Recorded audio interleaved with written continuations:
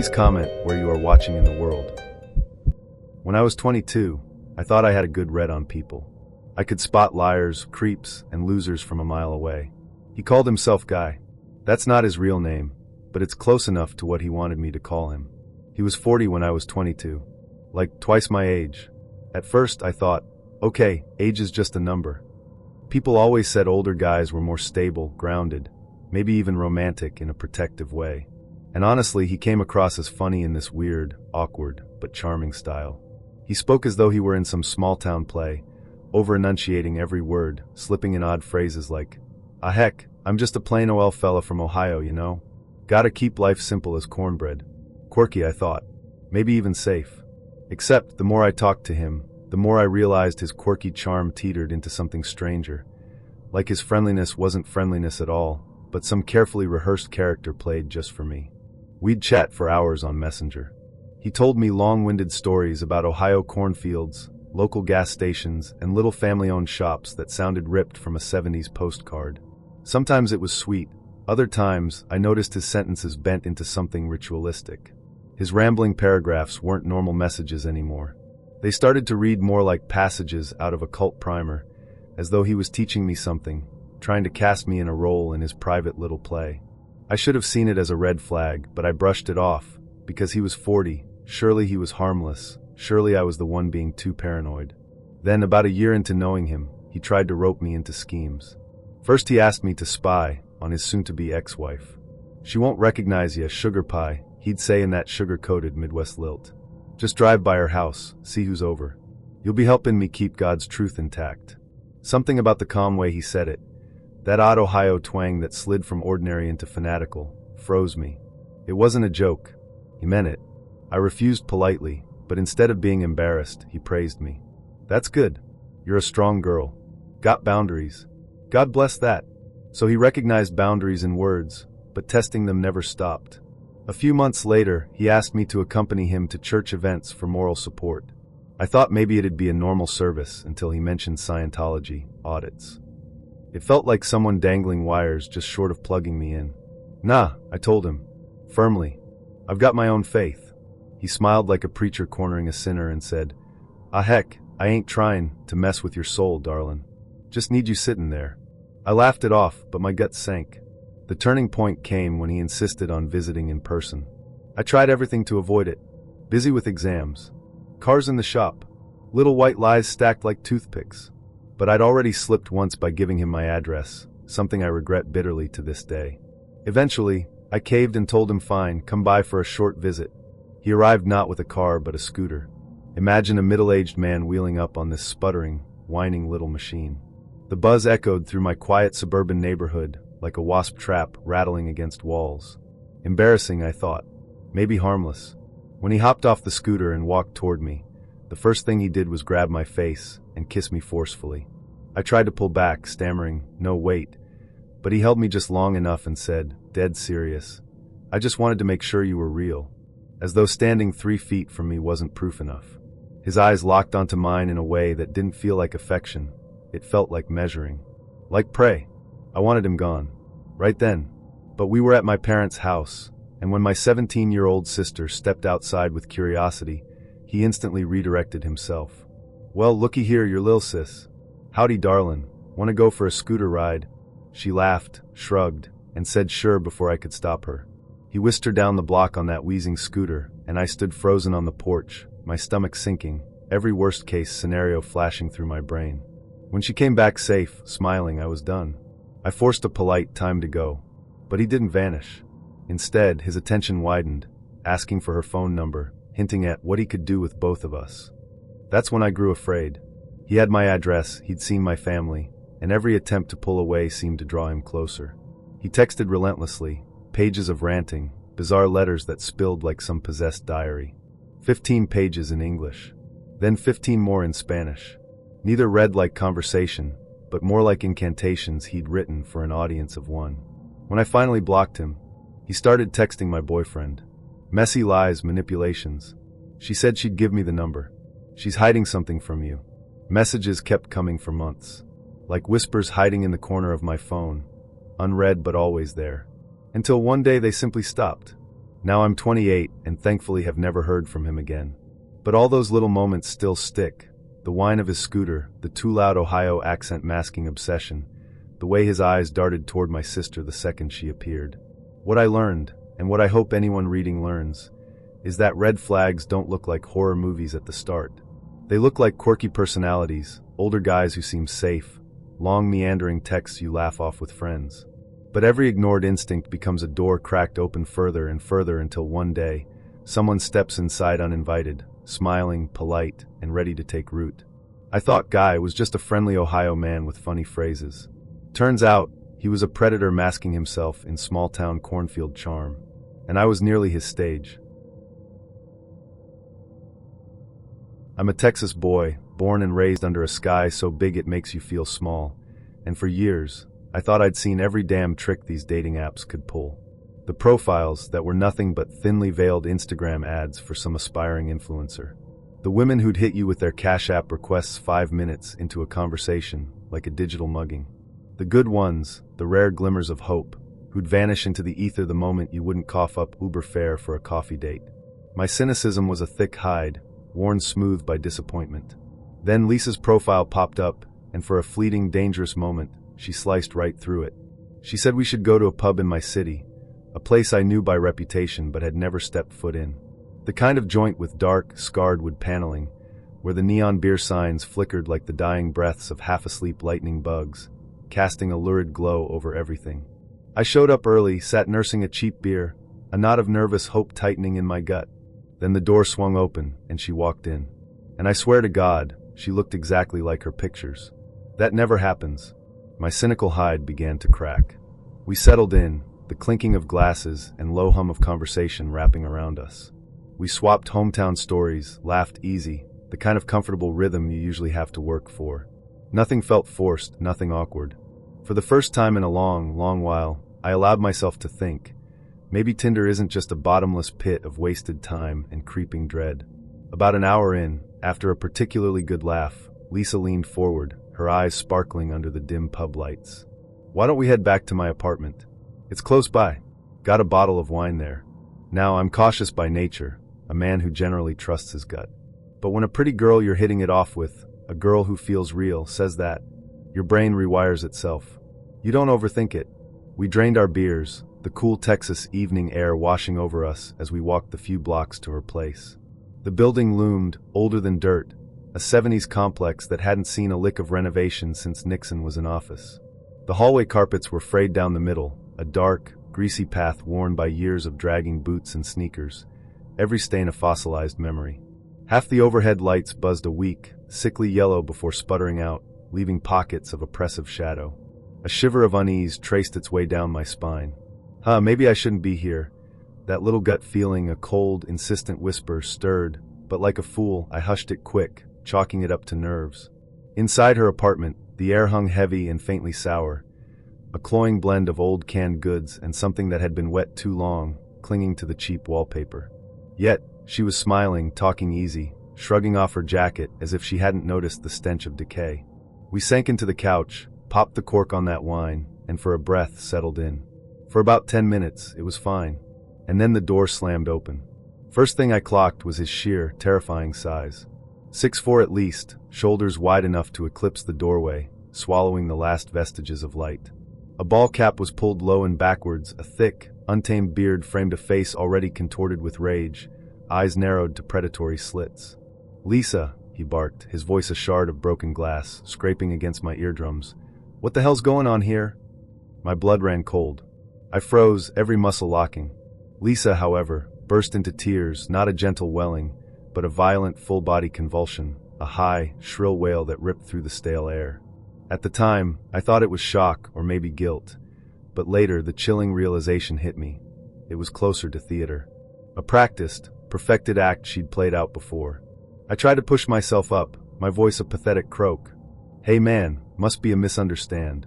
He cut me off, a guttural roar erupting from his chest, screaming in my face so loud the cheap walls seemed to vibrate with his fury. "Get the hell out." I didn't wait around. There was no thought, only instinct. Heart hammering against my ribs like a trapped bird, I bolted. My boots thudded hard against that rotting hallway carpet, each frantic stride puffing up stale dust that tasted of neglect and fear. Behind me, Lisa's sobbing rose higher, not despairing, but almost triumphant in pitch, a chilling crescendo that whispered, "This is exactly how I wanted it to go." Him chasing me, her crying to justify his rage. I rounded the corner, not daring to look back, but his shadow stretched long across the grimy walls, a monstrous, looming shape that felt like it reached past me, encompassing me, before his hands ever could. I shoved through the swinging front door, burst into the night, and sprinted down the block, lungs burning, a raw, desperate gasp for air. I didn't stop until I was back under the cold, indifferent glow of that pub's neon signs, the only beacon in a suddenly terrifying world. That night, alone and shaking, the pieces clicked into place with a sickening finality. Lisa hadn't lied about who she was. She hadn't catfished me. She had used me. She wanted her boyfriend, ex-current, whatever twisted story she sold him, riled up. Wanted him to catch her with another guy. Maybe it was for drama, a perverse thrill. Maybe she was trying to punish him, to ignite a blaze she knew he'd be consumed by. Or maybe, and this chilled me to my very core, a bone-deep dread, this was their routine. A sick, elaborate game they played. She'd invite men back, he'd storm in, things would escalate, and she'd cry, a performance designed to justify his violence, to fuel their mutual dysfunction. Either way, I hadn't been on a date. I'd been bait. But what if this one's different? I said to myself over and over again. That's where I was back in 2017. I'd been cycling through dates like they were temp jobs, some boring, some awkward, nothing that ever clicked. I was about ready to delete Tinder when I matched with her. Her name was Leia. We chatted and spoke back and forth easy, with a few jokes, and she didn't let the conversation trail off. That's what got me. I thought, finally, someone who actually cares to chat. We planned to meet at a park entrance, 7:30 sharp. On the dot. Outside where it was safe. Even I knew better than to dive into a stranger's apartment on the first run. I showed up a little early, scanning faces, feeling that old nervous hope start to stir. My phone buzzed. "Hey, could you meet me a few blocks away instead?" Got held up near 5th and 29th corner by the bakery. Still good. And I didn't think much of it. New York's unpredictable, right? Subways run late, schedules slip. What are you gonna do? So I hustled down the block, cracked a smile, muttered under my breath like a true born and bred. All right, we pivot. You just keep going. Except when I got to the bakery corner. No Leia. Just another text. Sorry. Parking's a mess. Couple more blocks east. Easier spot. Promise. I probably should have stopped right there. Gut had already started to itch. But here's the thing. New York beats down your softer side until all you've got left are little scraps of it. And when you're lonely, one little scrap feels like treasure. I told myself, just a timing issue. What's the harm? Second spot wasn't right either. Just another message. Hey, meet me off 32nd, near the alley between the apartments. Way less crowded. Alley. That word should have knocked some sense into me. But my brain was too locked on the hope, the idea she was real, that all my wasted swipes had finally led me somewhere. The street thinned. Noise of traffic faded. Shadows pressed closer between those two old apartment buildings. It was the kind of alley where trash bags slump against brick and the scent of last night's pizza boxes lingers like a bad memory. That's when I heard it. Boots on wet pavement. At first slow, echoing. Then closer. My phone buzzed one more time. Hands shaking, I lifted it. We're here. Out of the dark walked two men in hoodies, masks on, N95s and sunglasses even though it was nighttime. The half-muffled sound of their breathing was worse than anything they could have said. I turned, and another guy filled the mouth of the alley. Trap snapped shut. I pressed back into the cold brick, like maybe I could just meld into it, disappear. One of them stepped forward, sneakers darkened by a puddle, voice flat and distorted behind the mask when he growled. We're Leia. Hand over the wallet. The phone too. Nothing cinematic tumbled out of my mouth. No brave words. No bargaining. Just stupid, stuttering fear. My hands wouldn't stop trembling as I shoved my wallet at him, phone next. Their gloved fingers brushed mine, and it felt like touching something both alive and hollow. Then the bigger one leaned close, so near I smelled his breath sour through the mask. He said, "Don't report us. You go to the cops, we'll find you. We'll kill you." Simple. Cold. Like he was just telling me the weather. When they pulled back, I expected laughter, some triumphant "we got him." But no, just silence, heavy and casual. They turned and melted into the alley's mouth like shadows that didn't belong to anyone. I couldn't move. Took a solid minute before my legs remembered what walking even was. When I finally stumbled back to a main road, headlights and horns crashing back over me like safety, I glanced at every face in the crowd thinking, one of them. Maybe they're watching to make sure I shut my mouth. And I did. I never told police. I never told friends. Embarrassment pinned me down harder than the threat. Because how do you explain you let yourself get lured alley to alley like some rookie fresh off the bus? There's this girl, we'll call her Clarissa.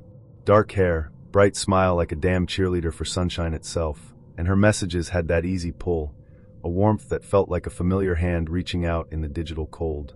She laughed at my dumb jokes, the kind that usually land with a thud, and asked specific questions, not just copy-paste WID. Her words were a bomb after a string of dead-end swipes and ghosted conversations. And when she started pushing to meet up, well hell, I felt lucky. Like I'd finally hit the jackpot after sifting through a pile of fool's gold. Thing is, she didn't name no nice bar or a Chick-fil-A drive-thru. Nope. She told me to come meet her in a neighborhood I knew damn well was shady. Real shady. The kind of place where streetlights felt like they were holding their breath, and every shadow seemed to stretch a little too long. Streets I wouldn't walk at noon without eyes over my shoulder, much less roll up at night thinking with romance in my head, a half-baked smile on my face. I ain't stupid. Or at least, I try not to be. Little alarm bells popped off, not just ringing, but screaming. A primal, gut-level warning. And for once, after a lifetime of ignoring those little nudges, I didn't ignore him. This felt different. Too off. So I said, how about we hop on a video call first? Just quick, casual, making sure this ain't no Nigerian prince type situation. A simple screen test to confirm she was real, to hear her voice, see her smile in motion. She said sure. Too quick, really. Like she'd been waiting for me to ask, like it was part of some script. That was the second alarm bell, softer but still there. When that call connected, the moment the screen lit, illuminating her face in a sickly glow, I knew something was wrong. My stomach dropped like an elevator cable snapping. You'll ever see somebody who's almost what they said they were, but not quite? Like a knockoff handbag that's a little too stiff, or a painting where the eyes just don't quite track. Like the teeth are in the right place, but the smile feels borrowed, stretched thin over something unfamiliar. That's how she looked. An imitation. A poor copy. Same hair color, sure, but styled different, flat, stringy, draped across half her face like she didn't want me seeing the whole thing. Like she was trying to hide a defect, or maybe just half a face. The skin tone didn't even match the photos right. It was off, washed pale, like she hadn't been outdoors in months, or maybe like the light was just wrong. And her voice? Didn't match at all. High where the messages had read sultry, a smoky drawl I'd imagined. No hint of that playful southern charm the text suggested. It was clipped, nervous, almost reedy. I asked real casual, trying to ignore the growing knot in my gut. So how's the heat treatin' you out here? Florida's been boiling these past few weeks. Blank stare. A beat too long. Then a slow, forced laugh that didn't reach her eyes. Then she said, "Oh yeah, it's hot." That hot came a good 2 beats later, like she was translating it from another language, or like somebody wasn't Logan with me. Somebody was cueing her.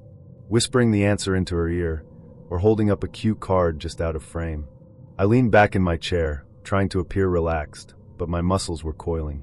My eyes traveled the frame, scanning for any tell. And that's when the dread settled in, cold and heavy. Behind her? Space. Just bare. Not a real bedroom, not a cluttered kitchen, not even a shitty college apartment with posters peeling off the wall. Just one lone, cheap lamp shoved to the corner, casting long, distorted shadows. A cheap, thin curtain, the kind you buy at a dollar store, drawn too tight behind her, perfectly flat, like it was stapled to a wall. The room was empty as a stage, devoid of any personal touch, any sign of a life lived. It was a set, and her lighting off balance. Her face lit harsh from one side, creating deep, unnatural shadows that sliced across her, making her cheekbones look jagged, almost skeletal.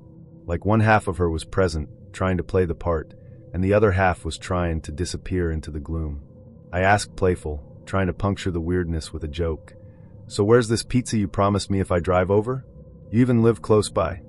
I remembered her text talking about her favorite local pizza joint, a place she swore was the best in the city.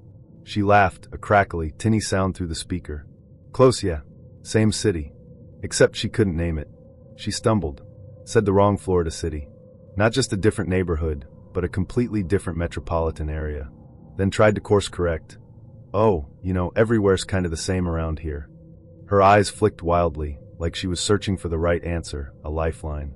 Now if you've been down in Florida, you know goddamn well Miami ain't Gainesville, and Gainesville sure as hell ain't Tampa. They're worlds apart, with their own distinct flavors, their own unique kind of heat. Her blunder was glaring, impossible to ignore. That's when the mask really started slipping. Not just a little, but tearing at the seams. See, it wasn't just that she wasn't Clarissa. It was that she seemed to have forgotten herself entirely. Like she didn't know what she was supposed to say, what persona she was meant to inhabit. Her laugh glitched, cutting in and out like it was stapled onto silence, a broken record playing a discordant tune. Her eyes kept flicking, off the screen like reading something taped to the wall, or watching someone just outside frame giving her direction. A puppet whose strings were visible, clumsy, and too obvious. And when I asked something specific, about a line we'd joked on all week, a running gag about my terrible cooking or her love for obscure indie bands, it don't even matter what, she blinked like she wasn't there for it. Not once. Not a flicker of recognition, no shared memory sparking in her eyes. Just a blank, almost fearful stare. Goosebumps swept me so fast I curled my toes in my boots, a shiver running down my spine despite the Florida heat. This wasn't just a catfish. This was something far more orchestrated, far more chilling. I ain't ashamed to admit I pulled my shirt back on quick, the casual warmth of my home suddenly feeling vulnerable, exposed. I hit her with the smoothest exit I could manage, my voice sounding steadier than my hammering heart. Listen, Clarissa, appreciate the chat, but I just remembered I left something on the stove. Gotta run. Click. Hung up. Deleted her number. Deleted the entire thread, purging her digital ghost from my phone. Never looked back. Now, did I get robbed? No. Did I get chased through traffic, held at gunpoint, or made into some documentary headline? No. But you tell me what you think that setup was, and I'll tell you straight. It felt like somebody had built a playhouse and was just waiting for me to step inside. A trap, carefully laid, with a human lure. This story, my story, it doesn't need extra sugar. It happened to me straight up, no gloss, and I'm still not sure how I found myself in it. I was 27, that sweet spot age. Old enough to know better, but still young enough to carry that dangerous little streak of why not. I'd gone out for coffee with this fella named Jack, and at first, everything was smooth. Coffee shop chatter, a light brush of hands on the table, flirting in that easy, slow way. He wasn't movie star handsome, but he had that scruffy confidence, the kind of guy I didn't mind leaning closer to. And I leaned. Hard. We hit it off, shared laughs about dumb SoCal drivers, swapped stories about who makes the best pancakes in the city. And I'll be real, if you've ever been stuck in that warm, caffeinated glow where you think, damn, this just feels easy, you know the pull. So when he asked if I wanted to tag along, maybe go back to his place, maybe crack open a bottle of wine, I said yes. No profile stalking, no background check, no big gang of girlfriends to call in case of emergency. Just a gut choice. Just coffee-buzzed hope. Now picture this part like a crossroads where romance splits into hell. I slid into his car, a beat-up sedan, nothing fancy. I fastened my seatbelt, still giggly, still flushed from the flirting, the smell of my own latte foam clinging to my lips. He started driving through those tight SoCal streets, palm trees swaying like postcards, headlights cutting through that soft golden evening. Then came the lights. Red, blue, flashing out of nowhere. Sirens blaring. I thought maybe a fire truck was cutting through traffic. But no, the lights glued themselves right on the tail of Jack's car. My whole chest dropped out. Jack cursed low, real mean through his teeth. Shit. Shit, not now. And before I could even ask what was happening, his foot slammed the gas. Tires squealed, and that easy latte date smile died in my stomach. Windows rattled. The car lurched forward into the kind of speed you only see on cop chases on the news. My whole body whipped back into the seat. I clawed for the armrest, feeling that tight pull of the seatbelt bite into my collarbone. Every nerve screamed. What the hell did I just climb into? Sirens filled every open space between us. It wasn't music from the radio anymore. It was sirens, commands through megaphones, sharpened metal screech of brakes, rubber stinging as he swung around tight corners. Jack, pull over. Just pull over. I screamed. But he snapped his head toward me, eyes wide, not with flirtation anymore, but with something feral. Panic. Fear. Maybe a bit of thrill. And he shouted back, "Can't. Car's stolen. They'll bury me." That's when my insides truly collapsed. Think about it. 1 minute you're laughing, brushing hands over coffee foam. The next, you're trapped in a missile piloted by a criminal. My bright future? Gone. His life might as well be a grenade, and I was strapped to it. Every turn slammed me against the door, coffee rising back up in my throat till I could taste bitter acid. My pulse ticked like a jackhammer in my jaw. Streetlights fractured into dizzy flashes as we careened through intersections, horns blaring from other drivers who had no clue they'd just been drafted into someone else's nightmare. I tried clawing for my phone, but it flew from my hand into the footwell when he jerked the wheel. And in that split second I thought, asterisk, this is it. This is how some dumb choice off an app ends me, asterisk. The chase didn't last movie long, though it felt eternal. A few sharp turns, alleys none of my friends would walk down, the kind of backstreets stinking of trash and hot asphalt. Then came the sound, tires howling off rhythm, the sick crunch of metal against something too solid. Everything flipped sideways. Glass broke, not shattering pretty, but spraying into my hair and cutting my forearms. I screamed louder than I ever had, the kind of gut sound you don't realize lives inside you till it tears its way up. When the car stopped, nose crumpled ugly into a lamppost, the airbags had already punched the breath out of both of us. Smoke hissed. Sirens didn't fade, they closed in. Flashing red and blue swallowed every inch of my sight. Hands yanked the door open, officers screaming. Jack went down wild, shouting obscenities dragged out on asphalt. I fumbled to follow, crying, confused, caught up in cuffs for no sin, but being dumb enough to say yes. I remembered how cold that metal felt against my wrists, humiliating more than painful. I tried to explain. I didn't know I didn't. But who believes you when you smell of sweat and sex and crime, climbing out of a thief's car? Hours later, they let me go. Cleared me. But by then, the damage was done. That night burrowed hot and mean into me. Ain't the first mistake I made at 18, but it's the one that still claws its way into my thoughts when I slip under the covers at night.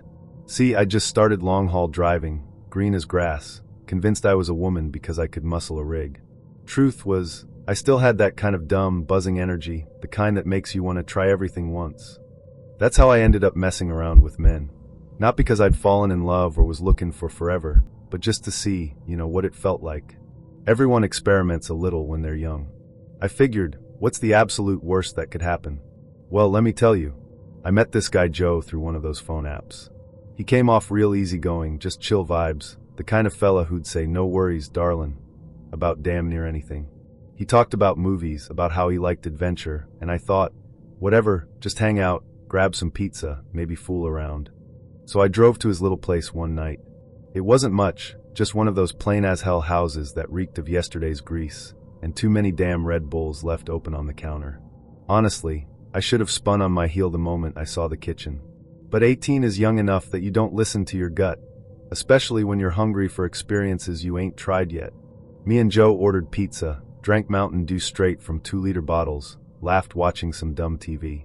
He was friendly, not pushy, and the static built up naturally till we ended up in his room. And listen, I'm not going to hand out details like it was a romance novel, but we did what grown folks do. I remember feeling flushed, heart hammering, that breathless haze you get when you're grinning sloppy in the dark. His sheets smelled like cheap detergent, and the headboard banged against the wall once or twice, which just made us laugh harder. It was young, clumsy, sweaty fun, exactly the kind of night I was chasing. Then it changed. I was stretched out, catching my breath, staring at the ceiling fan wobbling like it was about to fling itself loose, when I heard it. A scream. Not from Joe. Not from me. From somewhere else in the house. Now look, I've been in bar fights. I've heard men holler when you swing a pool stick across their back. I've heard women screech giddy drunk out of their minds at rodeo nights. This wasn't that. This was the kind of sound that rips down your spine like an ice pick. A real scream. I straightened up fast, the buzz of sex draining out like somebody dunked me in cold creek water. You hear that? I asked. My voice cracked, which ain't like me. Joe chuckled low, leaned back, and waved it off. Oh hell, that's just a movie my brother's watching out in the living room, he said. He's into that crazy horror crap. At first, I desperately wanted to believe him. You want to melt back into that warm, lazy afterglow and ignore the bad feeling in your gut. I remember pulling the comforter closer, telling myself, asterisk, maybe he's right. Maybe it's just some slasher flick bleeding through the walls, asterisk. But then I heard it again. Louder. Hell, that wasn't a pretend scream. It had raw grit, unmistakable panic, pure agony, like somebody begging. I started gathering my clothes real quick, making some flimsy excuse about having to get back on the road for a delivery. He pouted. Now come on, don't bail, we're having fun. But I had that trucker sense kicking in, telling me loud and clear, leave now or regret it forever. He finally let me out with a kiss, still smiling like everything was normal. I walked across the gravel drive feeling stark naked under that night sky, my boots sounding way too loud. I fired up my rig, left half the pizza untouched on his counter, and drove. Didn't breathe easy till I was 3 counties over. 2 days later, sitting in the cab waiting on a load, I scrolled the news on my phone. And there it was, a big bold headline like somebody slapped my soul with it. Local brothers arrested, man found starving, tortured in family home. I almost dropped my phone. The picture was Joe. Same lazy grin. Same everything. Turns out Joe and his brother had been keeping their stepdad locked away, starving him, beating him within an inch of his life. You bet your ass the screams I heard weren't from no television. They were him, pleading, fighting to stay alive while me and Joe were pulling sheets sweaty in the next room. That's when the sweat broke across my back, not from lust but pure, sick realization. If I'd stayed the night, if I'd snooped too much, if I'd asked one more question, I could have traded places with that poor bastard.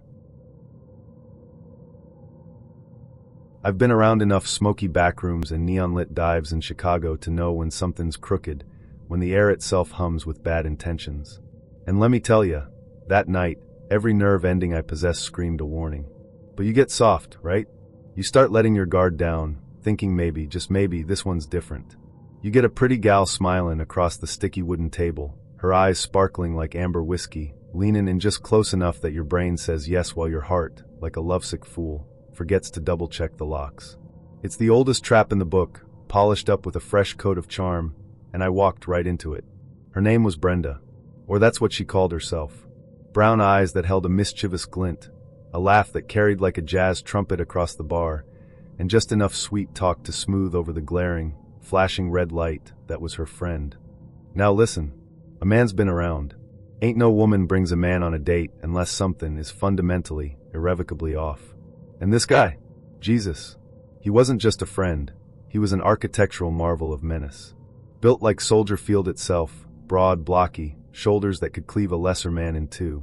He took up the whole damn booth when he finally settled in, his presence sucking the oxygen out of the space around him.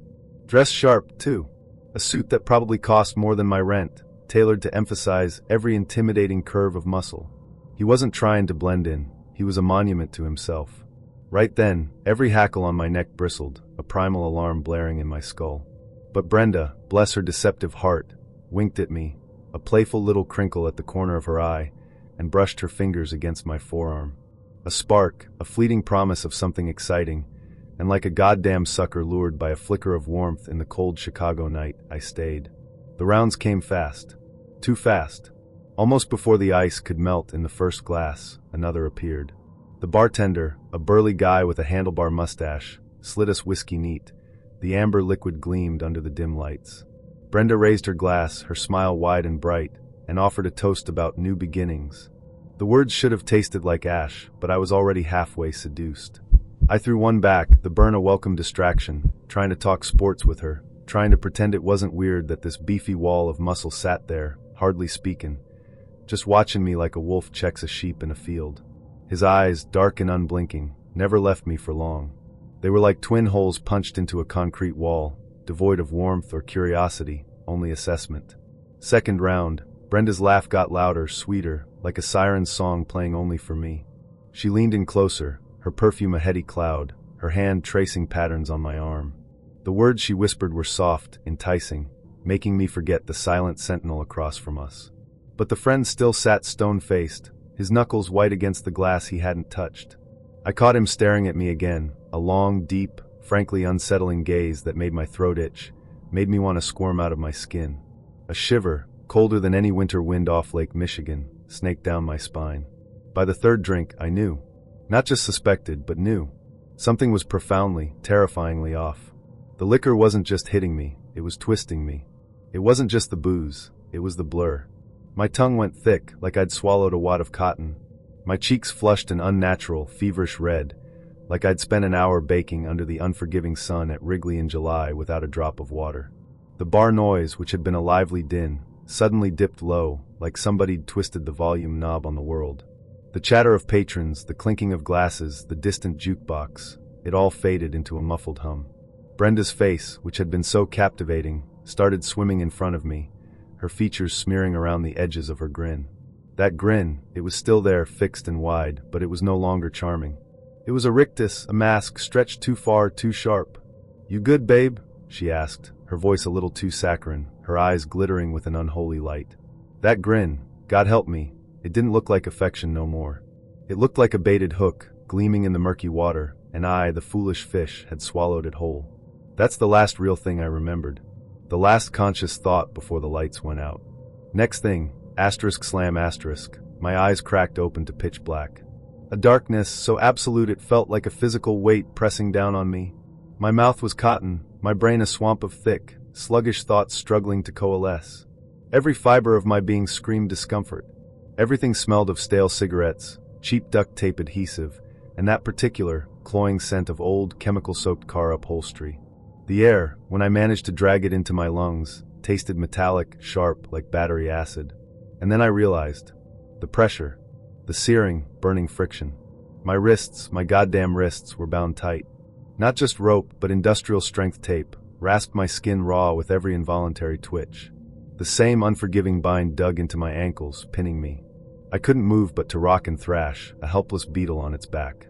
My cheek pressed into the cold, vibrating floorboard of a moving car. The engine hummed a low, predatory growl under me, the tires bumping along city streets, a rhythmic, terrifying lullaby. For one sick, suffocating breath, I thought I was dead already.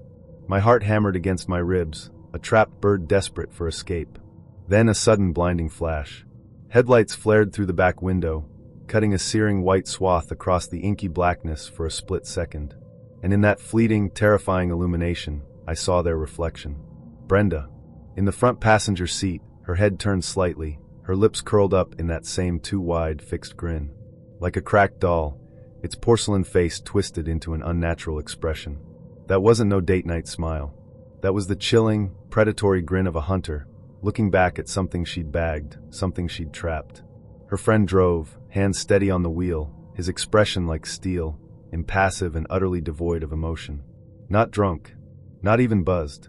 Just business. Cold, efficient, terrifying business. That's when the cold, hard realization hit me like a sledgehammer to the gut. I wasn't on no flirty Friday night date. I wasn't going home with a pretty girl. I was in the middle of an abduction. A nightmare made real. Now listen, man, I ain't weak. I've faced down plenty of trouble in my life, and I fight back when I gotta. And right then, fight was all I had left. It was a primal scream of defiance against the suffocating terror. Between the brief, intermittent flashes of streetlights streaking through the window, I twisted, strained against the duct tape until fire shot up my arms. My skin tore in strips, raw and burning, but the sweat, a cold, clammy film covering my body, loosened the glue just enough. The car slowed, a stoplight, a sighing hiss of brakes, and with that split-second lull, that tiny window of opportunity, I ripped one hand free. A guttural grunt escaped my lips. My skin blistered, a raw, sticky mess, but it gave. It gave. Adrenaline ain't delicate. It ain't sexy. It ain't some smooth movie stunt where the hero effortlessly slips his bonds. It's desperate animal survival. It's the sheer will to not be a victim, to not be erased.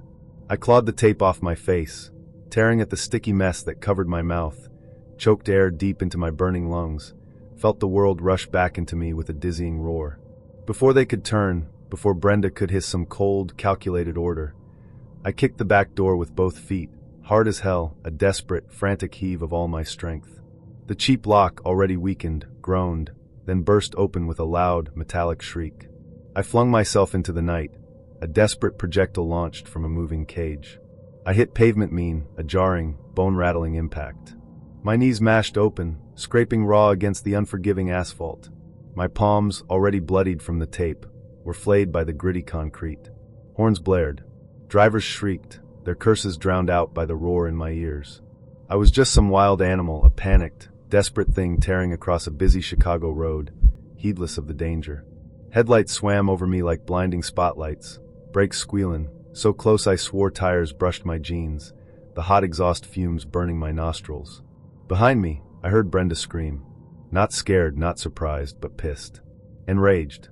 Like a dealer losing a payday, or a predator watching its prey slip from its grasp. But I never looked back. Not for a second. The instinct to survive was too strong.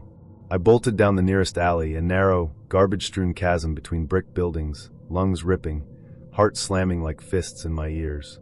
My shoes were gone by then. The duct tape had ripped and loose in the scuffle, or they'd flown off when I hit the ground. I ran raw foot on broken glass and gravel, each step a fresh agony, until my breath gave out, a ragged, wheezing gasp. I collapsed behind some overflowing dumpster, stinking of stale food and decay, just heaving, my body slime-covered in sweat and grime. My muscles screamed, my head throbbed, but I was alive. No phone. No wallet. They'd taken it all. But I was alive. The cops didn't believe much at first. Just another stone guy ranting about duct tape and predators, probably thinking I'd had a bad trip or a drunk hallucination. It took a while, an emergency room visit, the ugly, undeniable bruises, the raw, torn skin, before they let it sink in. Men like me don't just wake up hogtied in cars for fun. This wasn't some kinky roleplay gone wrong. And Brenda? Never saw her again online. Her whole profile, gone like mist, vanished into the digital ether. Which tells me everything I need to know. She never was Brenda. Just another mask.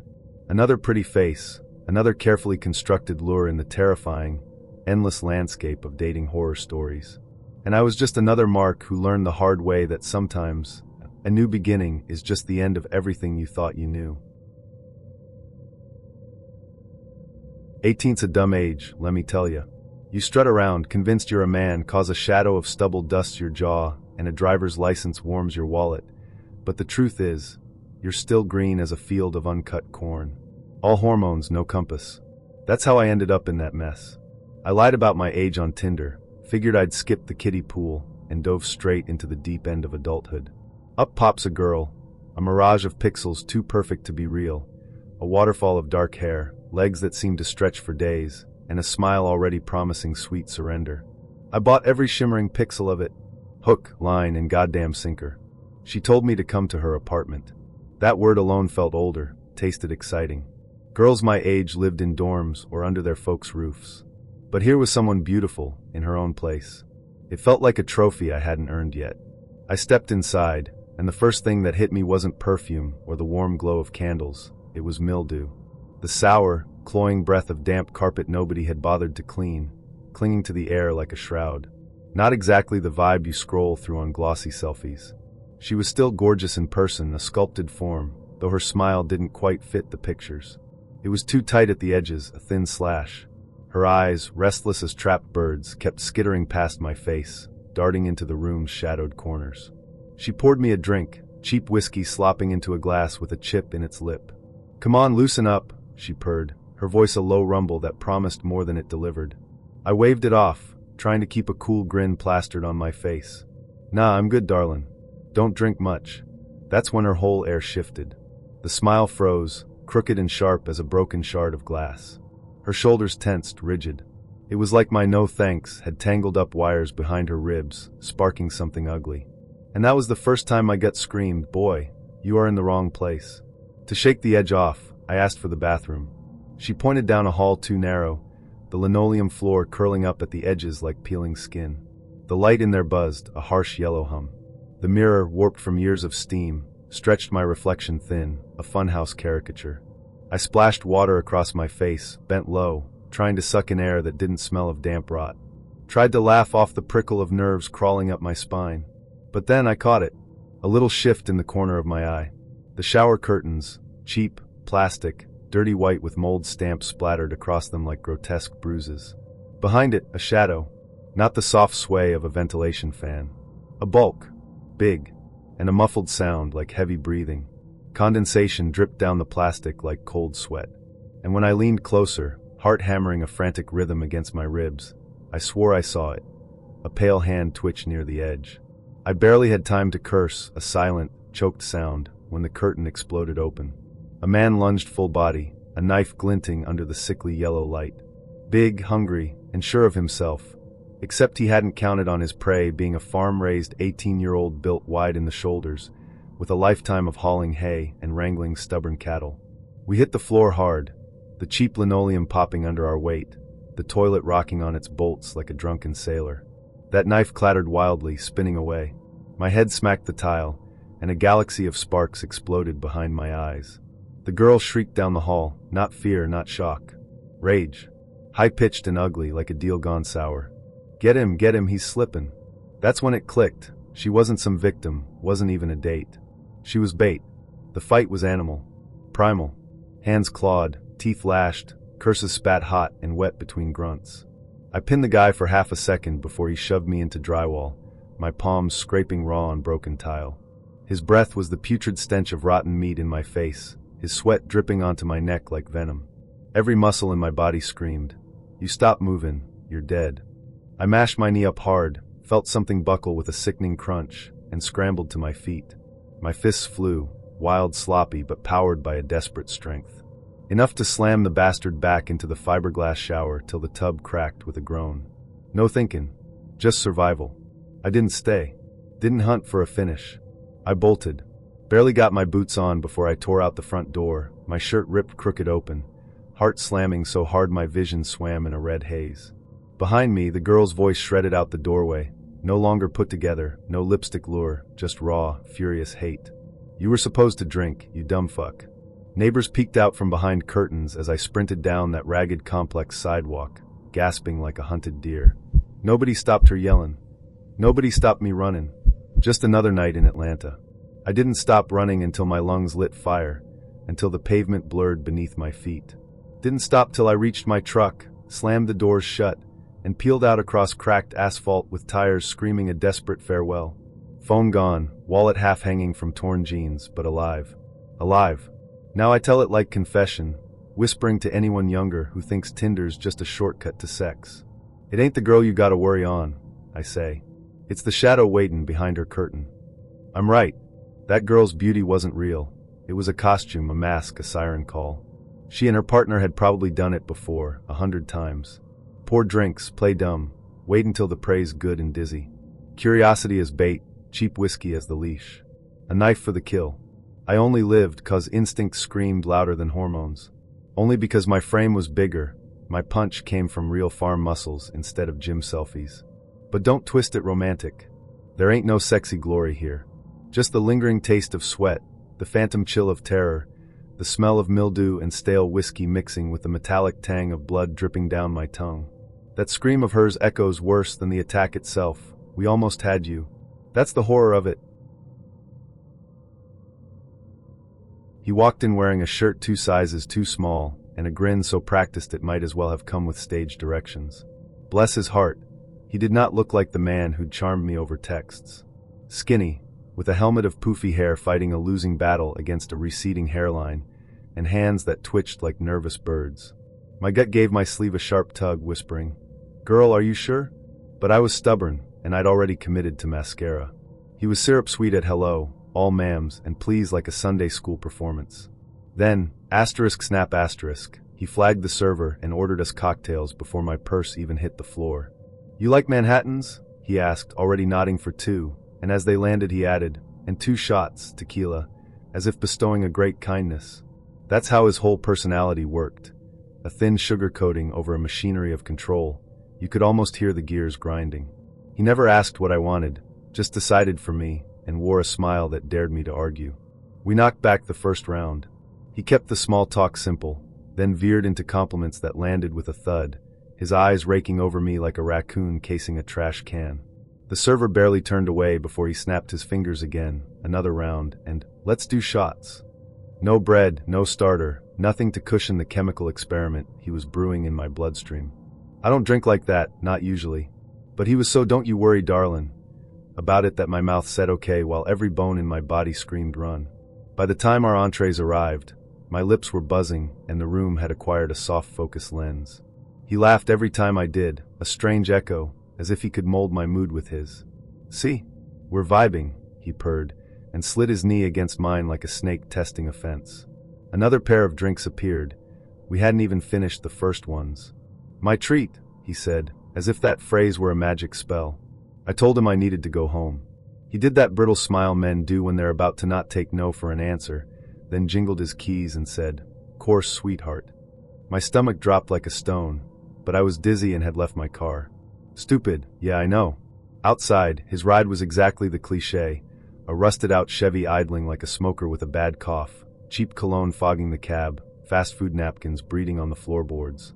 He kept up this relentlessly cheerful patter on the drive, family, work, football, as if he wasn't clocking how soft my consonants were getting, how my head lolled with every turn.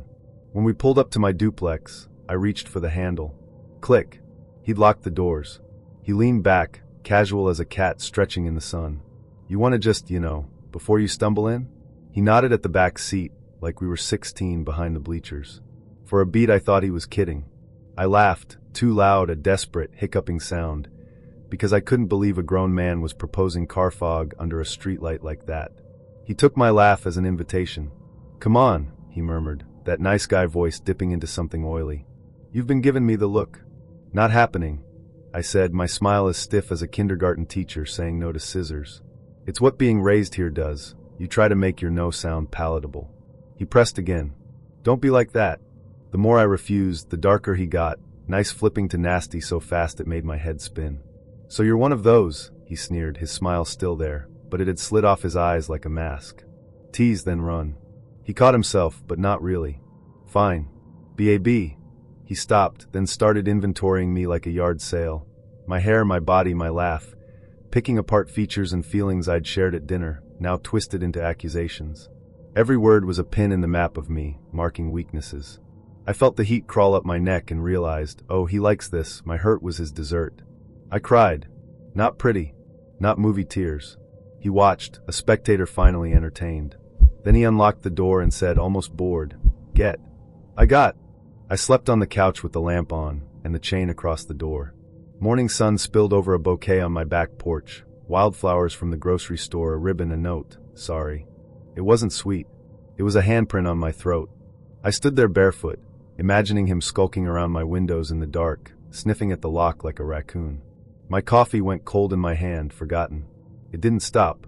Every few days, flowers, chocolate, a card with sorry written like he'd stabbed each letter into the paper. The gifts got weirder, CDs nobody asked for, a scarf that smelled distinctly of his cologne, trinkets that looked lifted from a CVS end cap. Sometimes I'd swear I saw that Chevy crawl past at dusk, paint flaking like dandruff, and I'd freeze in the stairwell until it was gone. I kept telling myself I was too embarrassed to call the cops. Telling a uniform I'd let a stranger drive me home drunk felt like volunteering to be judged. Shame sat beside me on the couch, heavy as a stray dog that had decided to stay. We met at a cozy spot near the Blue Line, the kind of place where the chalkboard menu was art, the clatter of cups a constant rhythm, and the barista had bangs and strong opinions. He walked in with that unmistakable Cheetown swagger, sneakers impossibly clean, a grin like he'd negotiated a better deal on charm than most men. "Come on, babe, relax, we're vibin'," he declared after only 5 minutes, as if he were the DJ of our small talk. I laughed, because it was disarmingly loud, like an L train rattling overhead. My coffee went down easy, warm against the chill. He smelled of cologne and the lingering promise of winter. "Let's grab a drink," he said, his voice a low rumble. "Real talks for a bar." I should have declined, but my guard, usually a vigilant sentinel, had shed its coat. I let him follow me back to my place to ditch my car. Meter parking in the city was a sin, and soon we were riding toward a dim corner bar, its old-style sign buzzing like a trapped insect. He ordered Malort like he'd been born doing dares, a defiant shot of bitterness. I clung to something brown and slow, a shield against the rapidly shifting mood. That's when he started closing the gaps, with little touches that didn't ask permission. A knee brushing mine under the table, then his hand, a test balloon grazing my thigh, then staying, claiming air rights. "Relax," he grinned, a predatory flash. "Chicago snow's worse than this." I did the nervous giggle thing, you know it, the one where you rationalize discomfort as maybe I'm being dramatic. He grew bolder. During round 2, his idea, my card, He looped an arm around the back of my neck like we were already intimately familiar. Not rough at first, just claiming a territorial gesture. The bartender's gaze flickered our way. I offered a pasted-on smile, a performance of being fine. Then came the casual, "You got this?" as he slid my card to the edge of the bar. I thought he meant, "We're splitting." What he meant was, "You're paying." He kept talking, a monologue of sports and city gossip, while I signed for both, as if my money were merely background noise. That petty, burning humiliation ignited a fuse under my ribs. "Be right back," I mumbled, ducking into the bathroom to find air. Tile, a mirror that distorted, a hand dryer loud enough to scare birds from the rafters. I texted my friend, thumbs flying. "This man's a lot. Hands everywhere. Paid with my card. Might bail." Her bubble appeared, then another friend pinged. My mad thumbs typed, "This date is torture," and I hit send, feeling the kind of relief you get from dropping a heavy purse after a long day, until the stall door rattled. Not the door. My stomach. A cold, sinking part of me realized I hadn't checked who the message went to. I walked out slow, the bar suddenly brighter, sharper. He was looking at his phone, then at me, then back at his phone, the screen casting an eerie glow on his face like a campfire ghost story. Buzz. He read it again. His eyes narrowed, the way a dog's do when you pull back a treat. I knew before he spoke. My cheeks went Arkansas tomato red, hot with shame and dread. He smiled, but it was a smile devoid of warmth, a knife glinting. "Torture, huh?" He tried to make it a joke, and missed by a mile. "Guess I'm just a bad guy then. Wanna let me make it up to you?" He leaned in, his voice dipped in a sickening mix of pity and edge. "Come on, we're vibin'. Don't be mean now." "I'm tired," I said, my voice unnervingly calm. "I'd like to go home." He paid for nothing, of course. On the walk to the car, he filled the silence with that Chicago patter, sports, winter. This city's the best. As if words could smooth the rough asphalt of the night. Streetlights slid across his cheekbones, the bar's neon chasing us down the block. I got in. My seatbelt clicked like a desperate prayer. The ride back was long and short all at once, stretched taut with unspoken tension. He drove with one hand, the other drifting to my knee, then higher, until I wedged my elbow between us like a flimsy fence. "Relax," he murmured, his smirk tilting. At every red light, he'd angle toward me, his palm again at the back of my neck, a subtle pressure, as if he wanted to hook me and reel me closer. Not hard enough to bruise, YouTube-friendly, I guess, but hard enough to make my stomach drop. I kept my voice in that soft, agreeable register women learn in Sunday school, asking about his favorite pizza like we weren't doing survival math. With the screen dimmed, I texted my friend my location. She responded with a skull emoji and a terse, "Call me if he gets weird." He was already beyond weird. He pulled up in front of my building like a valet, expecting a tip and kisses. I unbuckled with frantic speed. "Thanks," I said, my voice thin. "Night." He didn't move. "So I'm torture?" he asked, his smile a shiny knife. "Am I that bad?" The pity party started up proper, a performance. "Guess I'm a monster, huh? You made me feel like we were vibing." And then, boom, group chat. He chuckled, a humorless sound. "Kinda messed up, babe." "Good night," I repeated, opening the door. He touched my arm, not rough, just insistent. "Let me walk you," he said, as if safety were his to bestow. "I want to make sure you get in okay." That sickening tangle of sweet and scary sent static through my spine. "No," I said, still soft, still performing. "I'm fine." I stepped out. He leaned across the console like he might try to kiss me anyway. I took 2 quick steps back and shut the door with a definitive thud. He waited there, window down, a cat deciding how much trouble to be. I stood on my stoop until he finally drove off, letting him see me lock the door, then waited another 10 minutes in the dark, breath catching in my throat, until my heart finally leveled out. Back then, I clocked nights at a Walmart off a Florida highway, a sprawling beast of concrete and fluorescent hum, with a brackish canal slithering behind it. The floodlights above buzzed like a hive of furious, drunk mosquitoes, casting sickly yellow pools onto the asphalt. Humidity wasn't just in the air, it was a physical weight, a hot, damp towel draped over your shoulders, sticking your shirt to your skin. I'd been trading messages with this woman, a high school English teacher by her own account, and then, without warning, the conversation just deflated. Not a fiery crash, no shouting match, just a slow, quiet leak of interest. I was bone-weary, she was a high-pressure system, and I figured the silence would be louder than any breakup text. 2 nights later, Marcus from Produce, smelling faintly of overripe cantaloupe, leaned across a pallet of watermelons.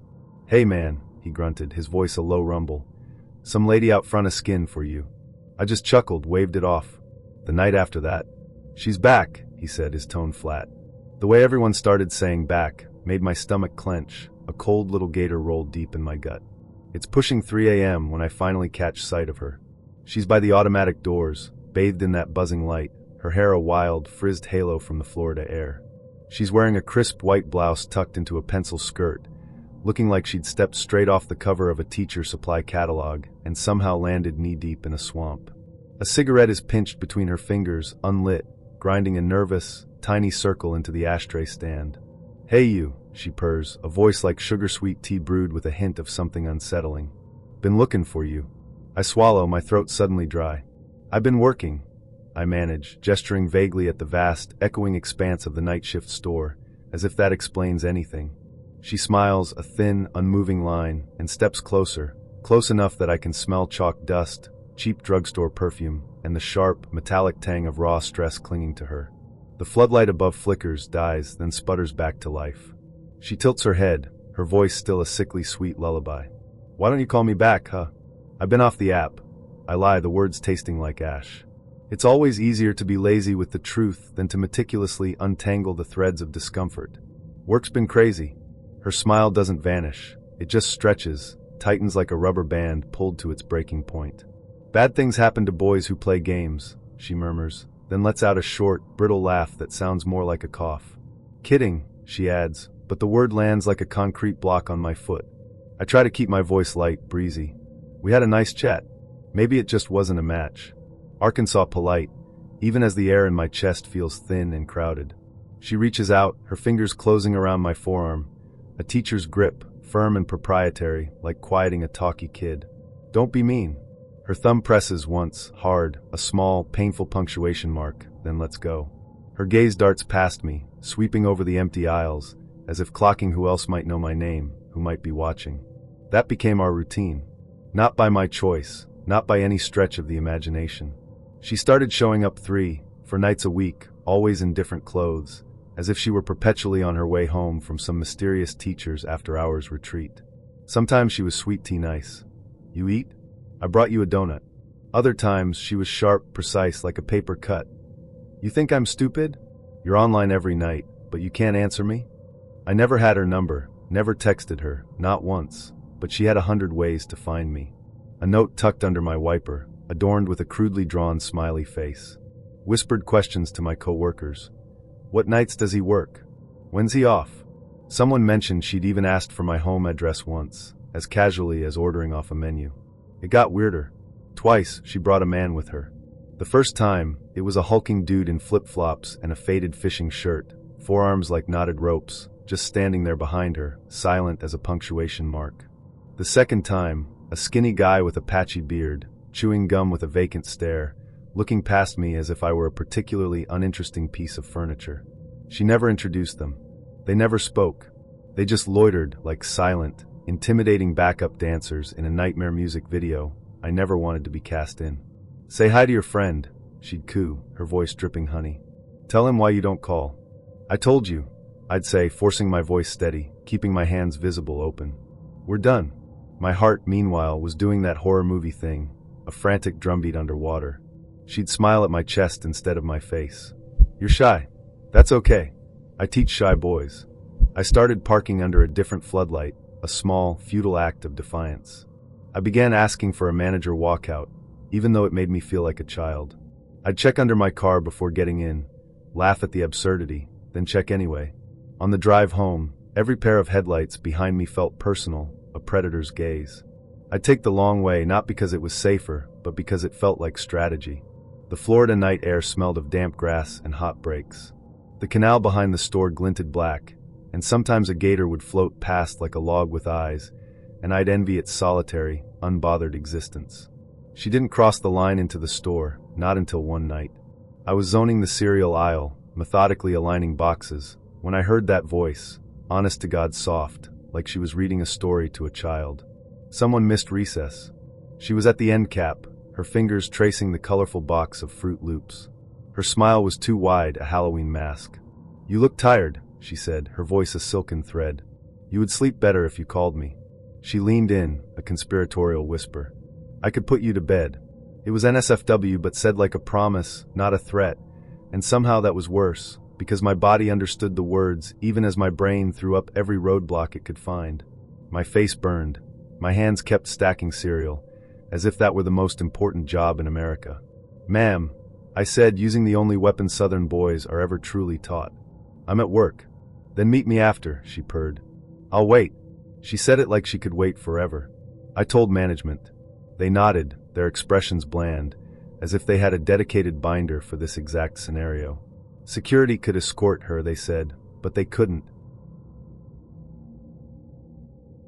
Folks like to warn you about the wild ones, the bad boys who talk slick, the women with too many red flags waving in the breeze.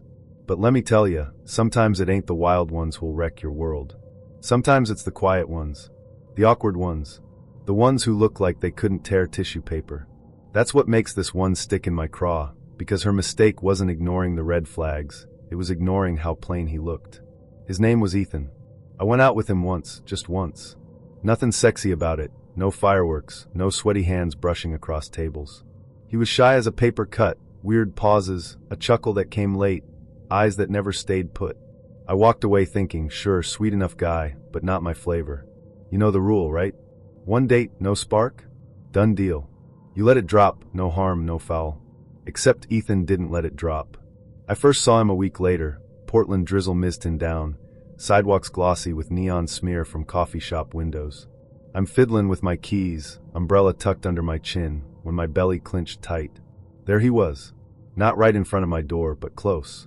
Standing under the crooked street lamp, that watery halo dripping down his figure, motionless. Didn't wave, didn't call my name, just stood.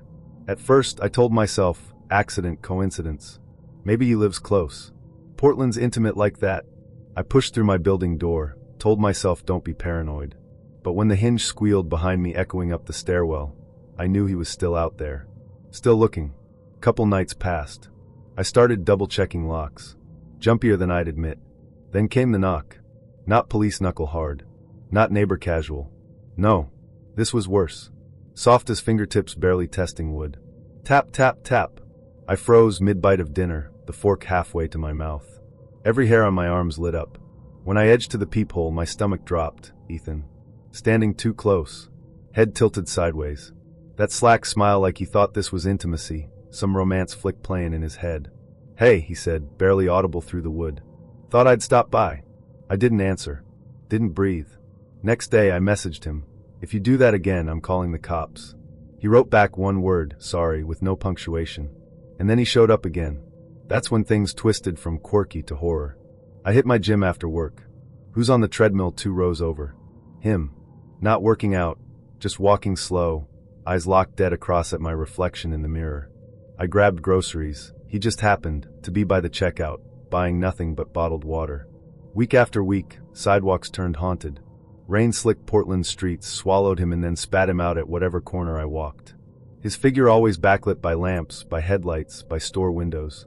Never close enough to tackle, but always close enough to be there. It got under my skin, the way heat lingers after sex and won't leave. That feeling of being pressed on even when you am alone. I stopped sleeping proper. Stood in my bedroom some midnights, blinds barely cracked. And I swear I'd catch movement, like his silhouette stitched into the mist, retreating as soon as I leaned toward glass. No messages. No calls. Just presence. Like he'd swapped chatter for constant surveillance. One night I swore I saw him crouched under that same damn street lamp, hood dripping with rain. Stayed low, motionless. Watching till my throat went dry with bile. Now let me say something grown folk here. Dating ain't just cute lattes and sloppy little kisses. It's raw sometimes, clothes half torn, sweat between thighs, laughter muffled in pillows. I wanted that too. Trust me, I ain't no prude. But the betrayal here? It was that he twisted that sacred want for closeness into the most perverted thing. Ownership without consent. What Ethan wanted wasn't my body in bed. He wanted my life circled like prey. His romance was a slow, hungry territorial claim. But more than that, he made me question what I even looked like anymore. Did he see me as a person, or just an object to fill a space in his own lonely narrative? He didn't just take my peace, he took my reflection. It's as NSFW ugly as it gets. Someone making you feel naked, stripped down, without even laying a hand, and then making you wonder if you're even there at all, or just a ghost in their private movie. It ended only when I broke. Took weeks, but I snapped. Packed everything, moved across town. Hell, changed my whole routine. New apartment, locks double-checked. Route to work flipped backwards like ritual just to keep my sanity. Ethan faded after the move. Maybe he didn't have the patience. Maybe he finally read the heat waiting from cops. But you don't walk away clean after something like that. I still tell myself point blank. I kept telling myself, he's just quirky, he's shy, harmless. But quirks don't track you home. Quirks don't know which unit you live in. And quirks sure as hell don't knock soft like they want to own the air in your lungs. I can turn my key in my new apartment door today, but those nights don't vanish. I still check my peephole when knocks come. Still jerks awake when footst. She told me this one heavy, like a stone she'd swallowed whole years ago, and it was finally clawing its way back up. Swore she'd buried it down deep, under layers of Boston grit and forgotten nights, but I could see it in her eyes. The city might have moved on, its streets still clanging with Red Sox hollers and Dunkin' cups rattling gutters, but she hadn't. Not really. Name was Alex. Just Alex. First night, they met in some low-lit bar, the kind with floors so sticky your shoes sang a little song with every step. He came off awkward, she said, but not in a way that made your skin prickle with danger. More like a wicked shy kid from Southie trying too hard, tripping over his own words. She even laughed about it later, slinging back a beer with her friend. Guy's kinda stiff, but harmless, you know? Wicked shy. That laugh didn't last. Second hangout, the air around him felt different. Heavy. Stiff, alright, but not just nerves this time. Not a good different. His silence weren't peace, she told me, her voice dropping. It was pressure.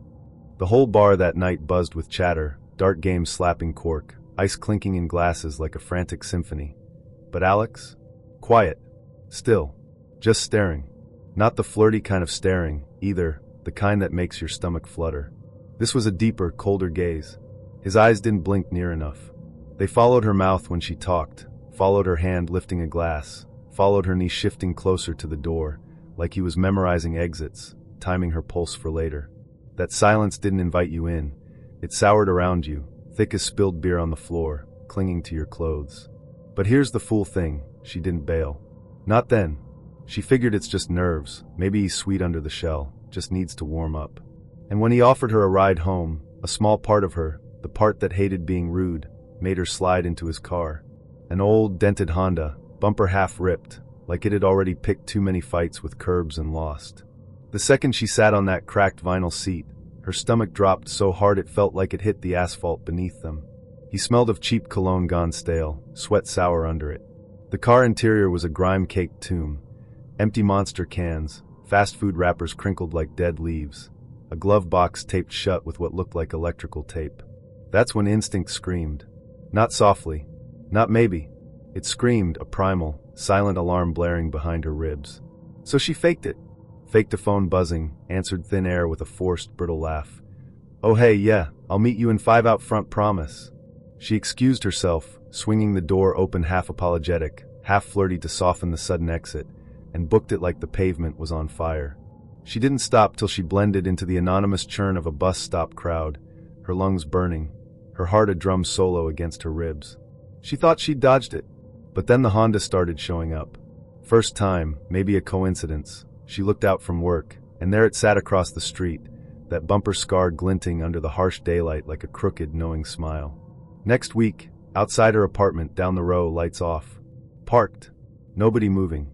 That Honda became a ghost, a dented smile watching, revving up then idling down like it wanted her nerves frazzled, frayed. Every sighting carved another notch of cold dread along her spine, tightening its grip. She changed her walk routes. Checked over her shoulder, so often her neck ached. Told herself, nah, it's paranoia, just your mind playing tricks. Until that night. It was late, sidewalks in Boston slick and dark from rain, street lamps yellow and broken in patches, casting long, skeletal shadows. She carried her tote, the heater of a day behind her, her mind already drifting to shower steam and the soft give of her bed. That's when hands grabbed her from the dark. One clamped her arm, the other clutched over her ribs, pulling back hard, jerking her like a sack of garbage. She felt his chest against her back, hot, stale breath hitting her ear, Alex's breath. "You shouldn't have walked away," he muttered, voice low, flat, devoid of any real emotion, just a cold statement of fact. Panic lashed up her throat, raw, not polite, not gentle. She screamed. Not a dainty gasp. No, a full, lung-shredding scream that cracked through the wet night like glass exploded, tearing at the silence that had once defined him. At first, it vanished into the city's throat, swallowed by the Boston hum, the night rain. Then, doors slammed open. Windows flung up. Neighbors calling, their voices sharp with alarm. Footsteps burst onto the pavement. Alex stiffened. She twisted, caught the faint gleam of guilt struck sharp across his face. Like a kid caught shoplifting, a pathetic, fleeting flicker, except his hands still wrestled her life. And then he let go. Slipped back into the dark, vanishing as neighbors came running with porch lights swinging, their voices barking questions into the sudden, shocked quiet. She stood there panting in the street, skin buzzing where his hand print still branded heat into her ribs, a phantom weight on her arm. Cops were called. A restraining order filed. Enough to give her legal armor, thin as it is. Alex kept his distance after that. The Honda disappeared like a rattler sliding under brush, melting back into the urban shadows. But fear didn't vanish with it. It burrowed deep, a cold seed planted in her gut. She told me straight, her voice cracking toward tears, the memory still fresh, still burning. You don't get it till it happens. Everyone says watch out for the bad boys, the troublemakers, the ones with the obvious red flags. But this one, he wasn't charming, he wasn't smooth. He was boring. Boring burns you slower. One awkward date, second one strange, then suddenly you're choking on his breath against your ear in the dark. And yeah, she still goes on dates. Still sits over beers, still plays the app roulette, swiping left and right into the digital void.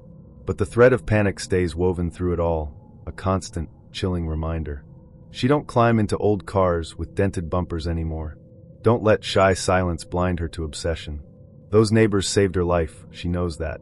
But in her head, the question loops, ugly and relentless. Asterisk, what if no one had come? What if her scream had been swallowed whole by city noise? What if hands that felt awkward at the bar had become the last hands she ever felt? Asterisk. That's the horror of dating, she swore. Folks don't talk on enough. It ain't always violent drunks or smooth liars. Sometimes it's a guy too awkward to talk, till he believes silence entitles him to own you. And the worst part, you might not even see it until his shadow falls over you, until his breath is hot on your neck, until it's almost too late. I drove over the line into Texas for a simple meet-up at this Tulane diner that smelled like fry oil and coffee older than the waitress. Neon beer signs flickered over the counter, Shiner Lone Star, one that only blinked the bar part, a desperate red pulse in the fading light. It was early evening, the kind of heat that still clung to your skin like a damp sheet. I slid into a vinyl booth, the plastic groaning a complaint beneath me, and didn't even get my but settled before she came in. She was a little thing, wiry, a sundress defying the boots, a smile that didn't just invite but dared. I started to stand, a polite reflex. She didn't bother with hello. She didn't even break stride. Instead, she slid right in next to me, not across, next to, like we were old conspirators sharing a secret pew. Her thigh found my jeans, a sudden warm weight, and stayed.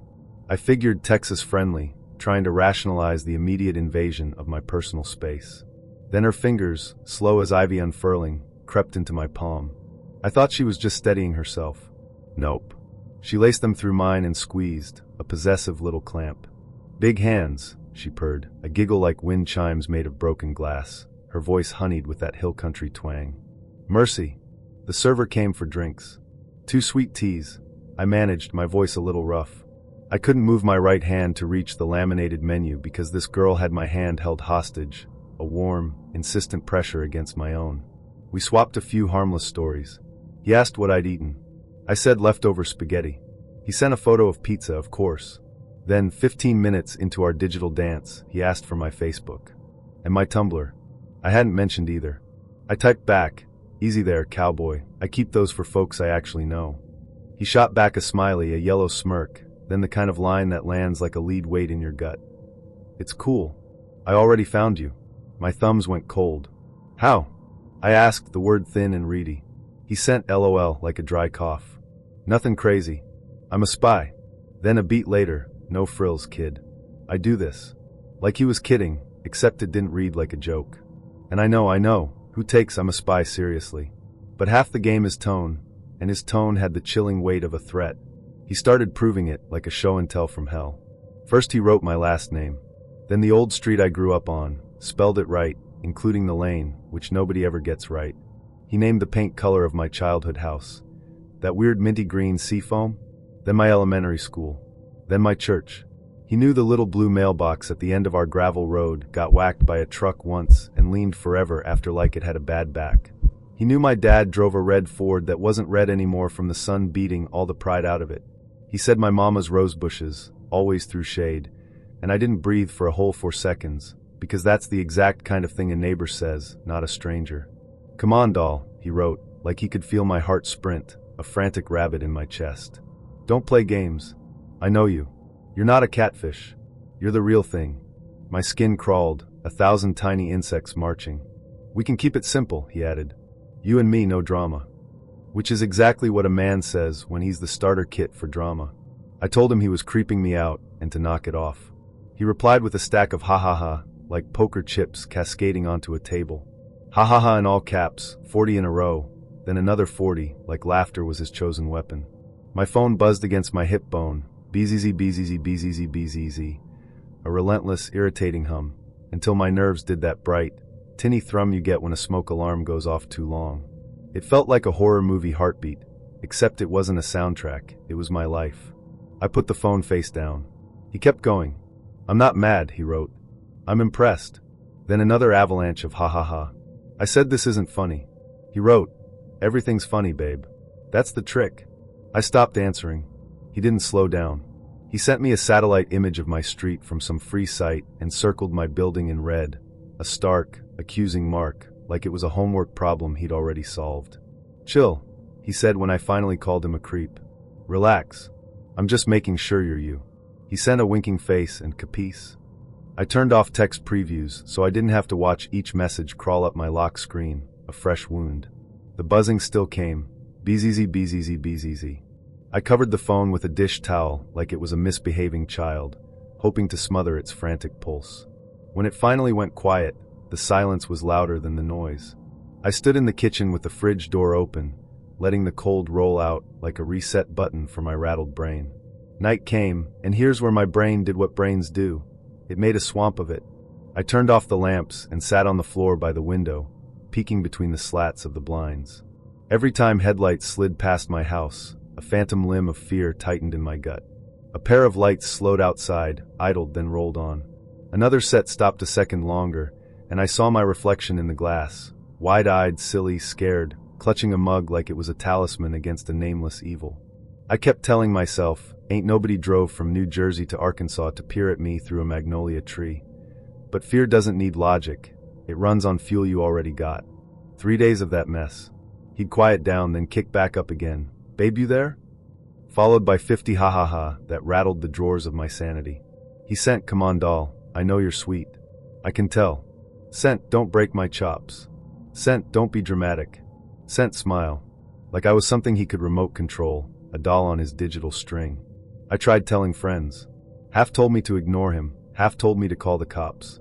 I felt goofy, like I'd be wasting an officer's time with a man who knows my elementary school. None of it made sense. I'm from Arkansas, so I'm gonna tell it plain, like front porch talk with a little bite to it. This was back when phones still felt fancy, and everybody was learning how to flirt with their thumbs. I wasn't new to men, but I was new to men who lived inside a screen and typed like they'd swallowed a Red Bull. We messaged a day or two, nothing wild, funny lines, a little flirty heat, enough to make me pour a second glass of wine and kick my feet up on the coffee table. Then he asked for my number. I hesitated. He sent a shrug emoji and no pressure, which somehow felt like pressure's cousin. I gave in. First text buzzed my hip before I'd tucked the phone away, like I'd joined a 2-person group chat with a leaf blower. He was fast, cocky, talked like he had a grin you could hear. Yo doll, I'm from Jersey, he wrote. We get things done quick. He teased me for my drawl, and called me sweetheart like it was punctuation. Loud even over text. That kind of loud you want to set outdoors. We swapped a few harmless stories. He asked what I'd eaten. I said leftover spaghetti. He sent a photo of pizza, of course. Then, 15 minutes in, he asked for my Facebook. And my Tumblr. I hadn't mentioned either. I said, "Easy there, cowboy. I keep those for folks I actually know." He shot back a smiley and said the kind of line that lands like a drop in your gut. "It's cool. I already found you." My thumbs went cold. "How?" I asked. He sent LOL like a cough. "Nothing crazy. I'm a spy." Then, "No frills, kid. I do this." Like he was kidding, except it didn't read like a joke. And I know, who takes "I'm a spy" seriously? But half the game is tone, and his tone had weight. He started proving it, like a show and tell from hell. First he wrote my last name. Then the old street I grew up on, spelled it right, including the lane, which nobody ever gets right. He named the paint color of my childhood house. That weird minty green, sea foam? Then my elementary school. Then my church. He knew the little blue mailbox at the end of our gravel road got whacked by a truck once and leaned forever after like it had a bad back. He knew my dad drove a red Ford that wasn't red anymore from the sun beating all the pride out of it. He said my mama's rose bushes always threw shade, and I didn't breathe for a whole 4 seconds, because that's the exact kind of thing a neighbor says, not a stranger. The horror wasn't just in what he knew, but in how easily he knew it. This wasn't some master hacker. This was just a guy with a phone and too much time, pulling threads from the digital tapestry we all weave without thinking. "Come on, doll," he wrote, like he could feel my heart sprint. "Don't play games. I know you. You're not a catfish. You're the real thing." My skin crawled. "We can keep it simple," he added. "You and me, no drama." Which is exactly what a man says when he's starter kit drama.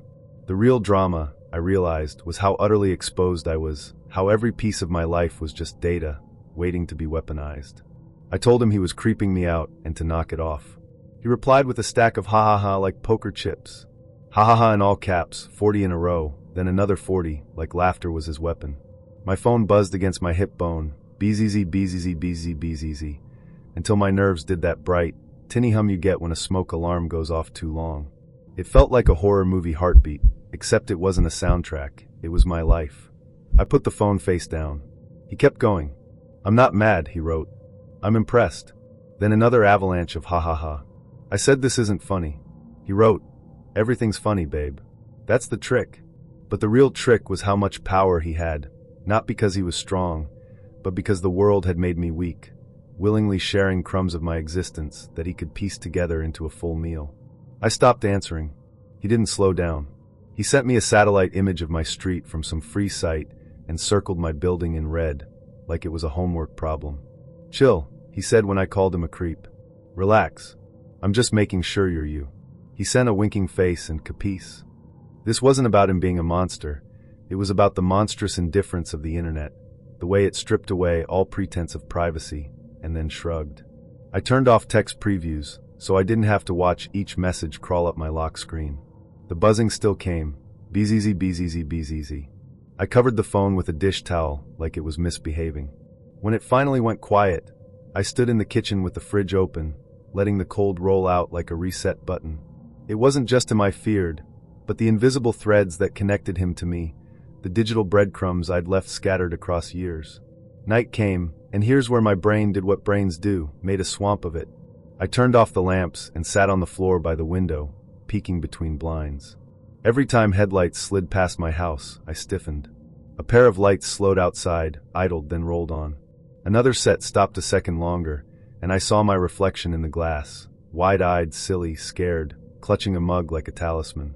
I kept telling myself, ain't nobody drove from New Jersey to Arkansas to peer at me through a magnolia tree. But fear doesn't need logic. It runs on fuel you already got. The true horror wasn't the man himself, but the sudden, stark realization that my digital self was a ghost, wandering unprotected, and anyone with a search bar could call her name. 3 days of that mess. He'd quiet down, then kick back up. "Babe, you there?" Followed by 50 ha-ha-ha that rattled the drawers. He sent, "Come on, doll, I know you're sweet. I can tell." Sent, "Don't break my chops." Sent, "Don't be dramatic." Sent, "Smile." Like I was something he could remote control.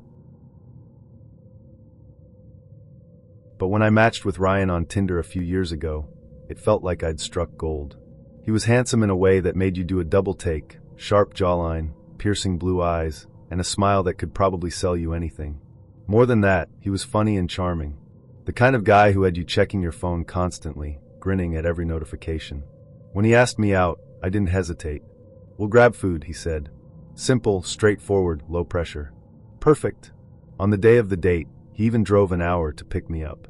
I remember seeing him step out of the car, and he was even more striking in person. His confidence was magnetic, and as we drove, the conversation flowed effortlessly. I found myself thinking, wow, he's the real deal. That optimism lasted until he mentioned a barbecue. "It's just a quick stop," he said casually, flashing me a smile. "Some of my friends are having a barbecue. You don't mind, do you?" I hesitated. Meeting someone's friends on a first date wasn't exactly what I'd signed up for, but I didn't want to seem uptight. "Sure," I said, trying to sound breezy. "A quick stop sounds fine." As we pulled up to a large, beautiful house, my unease grew. The driveway was packed with cars, and the sound of music and laughter spilled out into the street. "This doesn't look like just a few friends," I said, glancing at him. He laughed. "Yeah, it's my sister's engagement party." I stared at him, stunned. "You're taking me to a family event? On our first date?" "It'll be fun," he said, already getting out of the car. Before I could protest, he was at my door, gesturing for me to follow. The moment we stepped inside, I realized I was in way over my head. The house was packed, people milling about in every room, drinks in hand, laughter echoing off the walls. Ryan introduced me to person after person, barely giving me time to process their names. His parents, his uncles, cousins, neighbors, I lost track. Then, before I knew it, I was face to face with his mom and grandmother. "Oh, you're the girl Ryan's been talking about," his mom said, smiling warmly. "It's so nice to meet you." My stomach sank. What has he been saying? "Lovely to meet you," I managed to say, forcing a smile while my brain screamed. I don't even know this guy. Meanwhile, Ryan had disappeared into the crowd, leaving me alone with his family. I made polite small talk, trying not to look like a deer in headlights, but the absurdity of the situation was sinking in fast. It wasn't long before things spiraled even further. Ryan, now several drinks in, was off with his friends, completely ignoring me. His family, however, was all too eager to include me in the festivities. By the time I spotted him again, we were all heading to the local pub for the after-party. I thought about slipping away, calling for a ride, but I felt trapped. Everyone was so friendly, and leaving without an explanation felt rude. So I went along, telling myself this would all be over soon. The pub was chaos. Drinks were flowing, a live band was playing, and the energy was wild. And that's when things hit their peak. His grandmother, yes, his grandmother, climbed onto the bar. To the sound of Zombie by the Cranberries, she danced like she was living her best life, the crowd cheering her on. I'll admit, for a moment, I forgot how insane the night was and just stood there, laughing in disbelief. Then I saw her, Ryan's ex-girlfriend. She spotted me from across the room, her eyes narrowing like a hawk locking onto its prey. She marched over, drink in hand, and leaned in close, her voice sharp. "So, you're the homewrecker," she said, loud enough for everyone nearby to hear. "Excuse me?" I said, blinking in confusion. She didn't hold back, launching into a tirade about how Ryan was hers, how I had no business being there, and how I was clearly trying to ruin her life. I was too stunned to respond. "Homewrecker? I just met this guy." By the time Ryan stumbled over to intervene, the damage was done. His ex stormed off, leaving me standing there, humiliated and furious. Ryan, oblivious to the chaos he'd caused, slurred something incoherent, and then dropped the biggest bombshell of the night. "I love you," he said, swaying slightly as he grabbed my arm. "I've never felt this way about anyone." Before I could respond, he doubled over and vomited. On my shoes. That was the breaking point. I didn't care how handsome he was, or how charming he'd seemed in our messages. I didn't care that his family was lovely, or that his grandmother had just delivered the performance of the century. I was done. I pulled out my phone and called a friend, begging them to pick me up. As I waited outside, Ryan tried to follow me, mumbling apologies and asking if I wanted to come back to his place. I ignored him, keeping my distance until my friend's car pulled up. "Is that him?" my friend asked as I climbed into the passenger seat, motioning toward Ryan, who was now sitting on the curb, looking pitiful. "Yep," I said, slamming the door. "Drive." The next day I deleted Tinder. I didn't block Ryan, but I never responded to his follow-up messages. Every time I thought about that night, the engagement party, the ex, the declaration of love, the vomit, I couldn't help but cringe. I wasn't looking for anything serious. A simple coffee date, a chance to meet someone new, maybe even spark a connection. That's all I wanted when I met her. Let's call her Emma. We'd exchanged a few messages online, nothing too intense, but enough to convince me she was worth meeting in person. She was funny, quick-witted, and had this charmingly blunt way of talking that felt refreshing. So when she suggested grabbing coffee at a little cafe downtown, I thought, why not? That afternoon, the weather was perfect, crisp, sunny, the kind of day that makes you feel like anything is possible. I arrived a few minutes early, ordered a black coffee, and chose a table by the window. When Emma walked in, she was exactly how I imagined, confident, smiling, and effortlessly cool. I couldn't have known that by the end of the date, she'd be telling me my destiny. Things started off well enough. We talked about the usual first date stuff, work, hobbies, favorite shows. She was animated, gesturing wildly as she described her latest obsession with some obscure crime documentary. I found myself relaxing, enjoying the easy flow of conversation. At one point, the topic shifted to past relationships. It wasn't anything heavy, just a natural progression of getting to know each other. She asked how many relationships I'd been in, and I answered honestly. Just one, I said, taking a sip of coffee. It lasted 7 years. Her eyes widened slightly, and she leaned forward, resting her chin on her hand. 7 years? That's a long time. Yeah, I said, shrugging. We were together through most of my 20s. It didn't work out in the end, but we stayed on good terms. She's a great person. Emma nodded thoughtfully, her expression unreadable. I didn't think much of it at the time, chalking it up to curiosity. But then she asked a question I hadn't been expecting. Why aren't you still together? I hesitated. It wasn't a question I'd had to answer often, mostly because I rarely talked about my ex on dates. But Emma's tone wasn't accusatory, just genuinely curious. So I gave her the short version. We grew apart, I said simply. Wanted different things. It was mutual. She tilted her head, her brow furrowing, as if I'd just told her something incomprehensible. But you were together for 7 years. Yeah, I said slowly, unsure where she was going with this. That's a long time, but it doesn't mean it was meant to last forever. Emma leaned back in her chair, crossing her arms. I don't know, she said, her tone turning serious. 7 years? That's not just some fling. That's destiny. I blinked. Destiny? She nodded, her expression solemn now. You don't spend 7 years with someone unless they're your soulmate. You need to get back together with her. For a moment, I thought she was joking. I even let out a nervous laugh, waiting for her to crack a smile or say, just kidding. But she didn't. She just stared at me, her eyes wide with conviction. Emma, I said, setting my coffee cup down, I don't think you understand. We broke up for a reason. It's been a couple of years. She's moved on. I've moved on. She shook her head, leaning forward again. No, you haven't. Not really. You can't move on from something like that. It's fate. You're supposed to be with her. I was at a loss for words. How do you respond to someone who's decided they know your life better than you do? Look, I said carefully, I appreciate your perspective, but I'm pretty sure I know my own destiny better than anyone else. She ignored me, her voice gaining momentum. No, listen to me. You're wasting your time dating other people. She's the one for you. You need to stop all of this, these apps, these dates, and go find her. Fight for her. I stared at her, my brain struggling to process what was happening. Was this real? Was I actually sitting in a coffee shop with a woman who, just 30 minutes ago, had been laughing about crime documentaries, and now she was lecturing me about my supposed soulmate? Emma, I said, trying to keep my tone calm, I don't think you understand how relationships work. Just because you're with someone for a long time doesn't mean it's meant to be forever. Her eyes narrowed. But what if it was? What if you gave up too soon? What if she's sitting somewhere right now, waiting for you to come back? I couldn't take it anymore. I stood up, grabbing my coat. I think we're done here, I said, my voice clipped. She looked surprised, almost offended. You're leaving? Yes, I said firmly. Because this isn't a conversation, it's a lecture. And frankly, I don't need a stranger telling me who I'm supposed to love. As I walked out of the cafe, my head was spinning. What had just happened?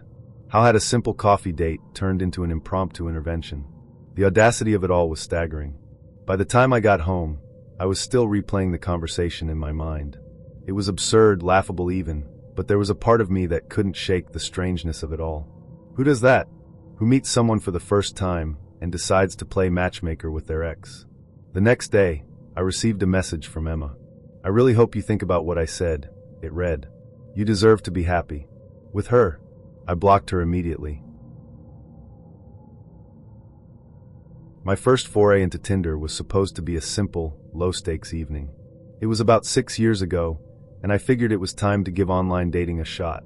Swipe, chat, meet, repeat. That was the idea. What could possibly go wrong? I matched with a woman who seemed decent.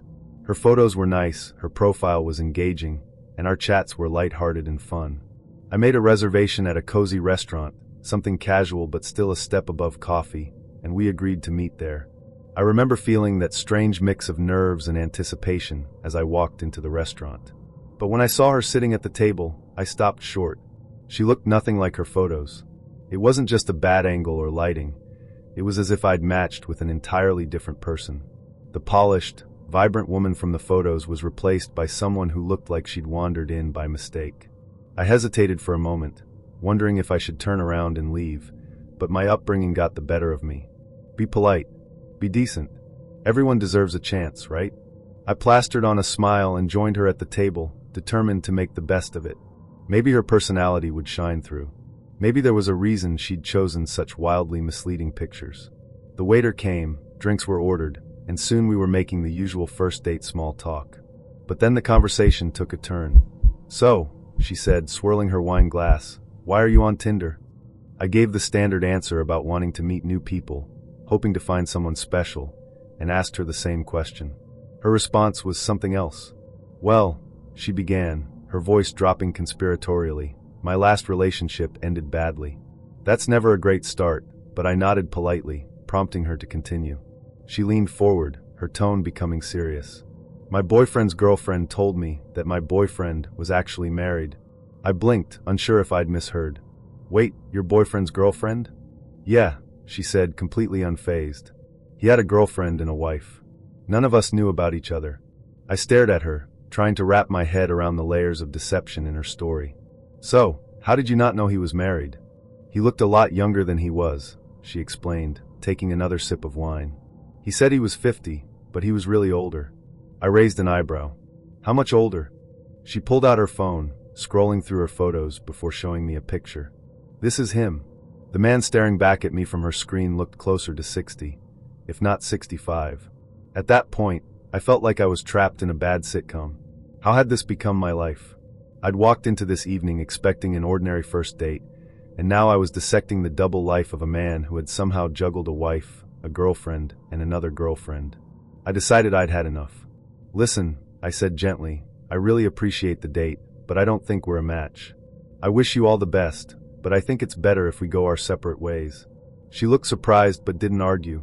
I paid the bill, thanked her for her time, and excused myself. Relief washed over me as I stepped outside and called for a grab to take me home. But as I waited for the car, I noticed her standing next to me. I turned to her, confused. "What are you doing?" She shrugged, as if it were the most natural thing in the world. "So, where are we going?" I stared at her, trying to keep my voice calm. "I'm going to my home, and you're going to your home," I said, using my hands to gesture in opposite directions. She didn't say anything, just stood there watching me as I got into the car and left. I thought that was the end of it. The next morning, I was jolted out of bed by the sound of my doorbell ringing. Groggy and disoriented, I checked the video feed connected to my intercom, and my heart sank. It was her. She stood outside my door, shouting up at the camera, "Why haven't you texted me back? I thought we had a good time. Why are you ghosting me?" I rubbed my temples, trying to process what was happening.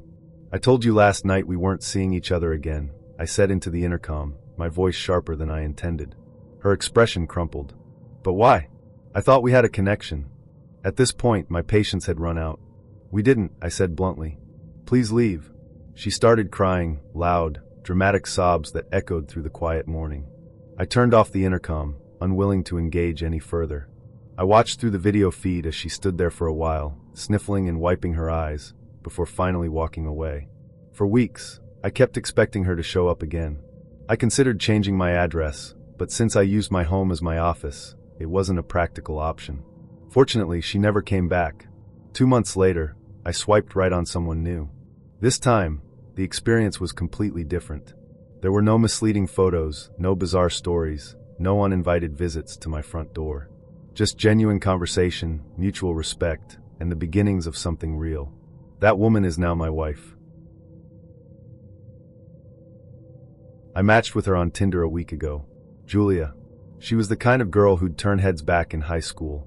A magnetic smile, wild laughter that made you feel like you were the only one in on the joke. We'd never spoken much back then, but when her profile popped up, I couldn't swipe right fast enough. Her message came almost immediately. Dinner at my place next Friday? I make a killer lasagna. I wasn't one to turn down a home-cooked meal, especially not when it came with the possibility of rekindling some teenage fantasies. So there I was, pulling up to her place, an unassuming house in a quiet suburb, armed with a bottle of cheap wine and a half-decent button-up shirt. Butterflies swirled in my stomach as I knocked on the door. When she opened it, she looked even better than her pictures. Casual but alluring, her hair pulled into a loose ponytail, lips painted crimson. "Glad you made it," she said, her voice warm, inviting. "Come in." The smell of lasagna wafted through the air, mingling with the subtle vanilla scent of her perfume. I stepped into her living room, my eyes darting around. Cozy, clean, filled with personal touches, framed photos, mismatched throw pillows. Then I saw the kid. A tiny human parked on the couch, watching cartoons, completely unfazed by my presence.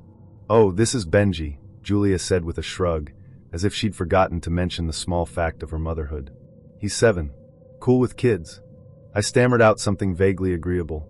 Kids were fine, I told myself. In small doses. Dinner was surprisingly good. Julia was charming, witty, every bit the girl I'd fantasized about back in school. Benji piped in occasionally, asking questions about my car or whether I could do a backflip. The whole scene was strangely domestic, but there was an energy between Julia and me, an unspoken tension crackling just beneath the surface. As the night wore on and Benji was shuffled off to bed, Julia's demeanor shifted. Her smile lingered longer, her touches grew bolder. "Want to head upstairs?" she asked, her voice a low purr. I followed her without hesitation. Her bedroom was dimly lit, the faint glow of candles casting flickering shadows on the walls. I barely had time to take it in before she was pulling me close, her lips on mine, hands exploring. The world outside faded, reduced to nothing but the heat between us. Then, somewhere in the distance, a sound. A faint, unmistakable noise that sliced through the moment like a knife. The slam of a car door. Julia froze. Her eyes widened, panic flickering across her face. "Shit," she whispered, scrambling to her feet. "He's home." I blinked, my brain sluggish to catch up. "Who's home?" "My husband," she hissed, grabbing at her clothes. "You have to go." "Husband?" The word hit me like a bucket of ice water. Adrenaline surged as I realized the gravity of the situation. "What the hell, Julia?" I whispered harshly, fumbling for my jeans. They were nowhere to be found. "Just get out," she urged, shoving my shirt into my hands. "Window go." I glanced at the window. 2 stories up, a sheer drop onto what looked like a rosebush-covered lawn. "You can't be serious." Footsteps echoed from downstairs, heavy, deliberate. Julia's panic was contagious now, coursing through me like an electric shock. There wasn't time to argue. Heart pounding, I pushed open the window, cold air hitting my skin like a slap. "Go," she hissed again, shoving me toward the ledge. I swung one leg over, then the other, muttering a stream of curses under my breath. Below me, the yard stretched out like a dark abyss. I had no plan, no dignity, and absolutely no time. I jumped. The landing was less than graceful. Thorns tore at my bare legs as I tumbled into the bushes, biting back a scream. Pain radiated from my shoulder, but there was no time to assess the damage. Somewhere inside, I could hear voices, Julia's husband, confused, demanding answers. "Thought you said you were working late," I heard her say, her voice strained but steady. A masterclass in damage control. I scrambled to my feet, adrenaline dulling the pain. Barefoot, shirtless, and in nothing but my boxers, I bolted across the yard.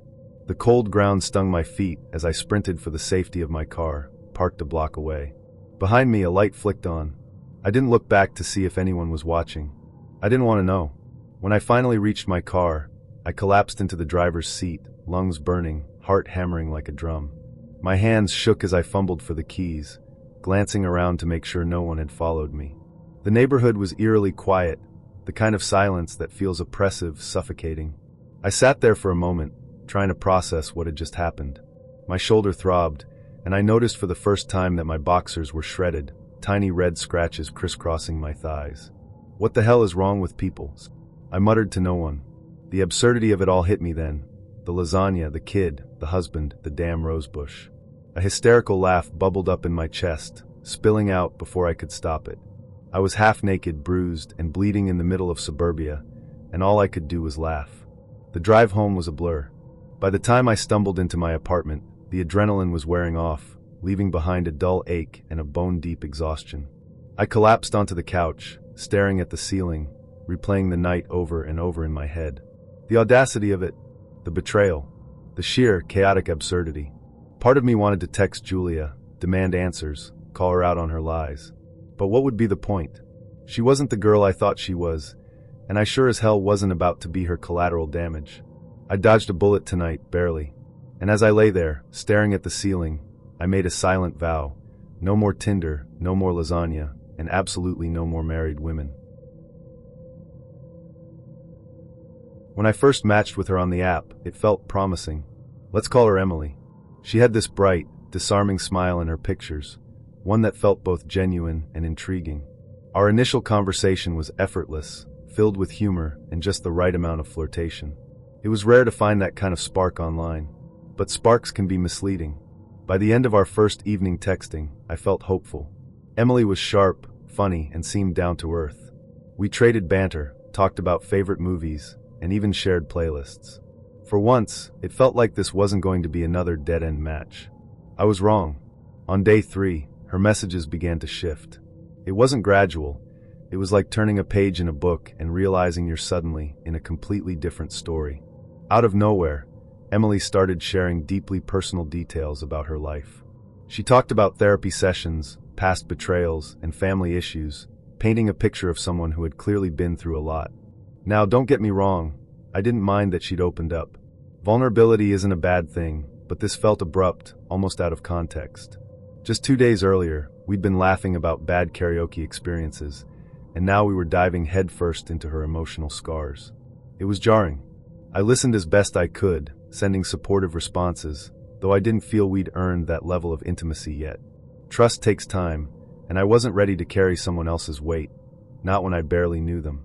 Still, I figured it was just a moment. She'd recalibrate, right? I hoped. By day 5, the universe had other plans for me. That morning, I saw something my ex posted online. It wasn't anything dramatic, a photo, a casual caption, but it hit me harder than I cared to admit. Grief isn't linear, and heartbreak doesn't keep to a schedule. It gutted me. Suddenly, every ounce of energy I had drained out of me. I wasn't angry or bitter, just hollow. I wasn't ready to talk to anyone that day, least of all Emily, someone I barely knew. When her text popped up mid-morning, cheerfully asking how my day was going, I stared at my phone for a moment before replying. I needed space, I told her. I explained it kindly, honestly, or at least I thought I had. I figured she'd understand. Minutes passed. Then an hour. No reply. I assumed she'd taken it in stride. I set my phone down, crawled into bed, and let the world slip away for a little while. When I picked up my phone a few hours later, everything had changed. From missed calls, 9 unread texts. My stomach sank as I scrolled through the notifications, each one heavier than the last. The texts weren't the light-hearted kind, the hope you're okay messages a friend might send. No, these were diatribes. Paragraphs filled with frustration, accusation, and melodrama. This always happens to me, she wrote. Every time I open up to someone, they push me away. I thought you were different. The words felt less like a plea for understanding and more like a hammer of guilt, wielded with precision. I was apparently revealing my true colors. Her tone was relentless, painting herself as the victim of yet another failed connection, and me as the perpetrator of some imagined cruelty. I didn't know how to respond, or if I even wanted to.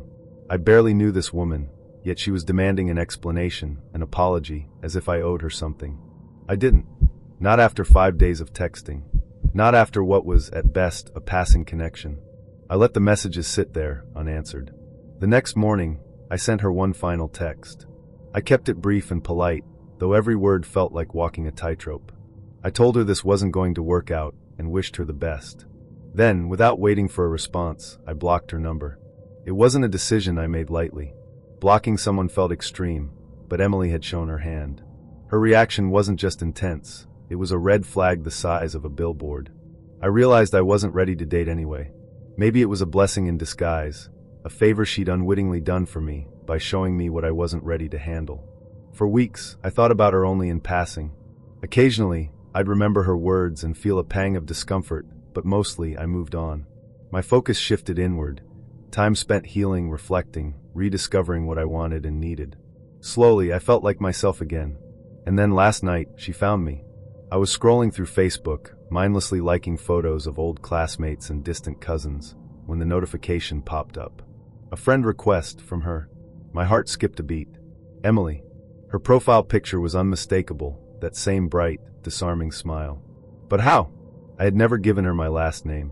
We hadn't exchanged social media handles, or even mentioned mutual friends. Yet there she was, finding me in the vast, endless expanse of the internet. It was unsettling, to say the least. For a moment, I stared at the screen, unsure of what to do. My thumb hovered over the delete request button, but curiosity nagged at me. How had she tracked me down? Was this some kind of coincidence, or had she gone digging for information? I clicked her profile, scrolling through her posts and photos. It was a strange feeling, seeing someone's curated life after you'd glimpsed the raw, unfiltered version of them. Her timeline was cheerful, polished, filled with inspirational quotes and selfies. If you didn't know better, you'd think she was just another happy, well-adjusted person. But I knew better. I deleted the request without hesitation. Whatever Emily was looking for, it wasn't something I could give her. Whether she was seeking closure or rekindling whatever connection she thought we'd had, I wanted no part of it. That chapter of my life, brief, chaotic, and bewildering as it was, needed to stay closed. As I sat there, staring at the empty notification tab, a strange mix of emotions washed over me. Relief, mostly, but also a lingering unease. Emily had been a lesson, one I hadn't expected but desperately needed. Trust takes time, and not every spark is worth chasing. I powered down my phone, set it aside, and took a deep breath. The world felt quieter, safer without her presence looming in my digital periphery. It was over now, for good this time. Or at least, I hoped it was.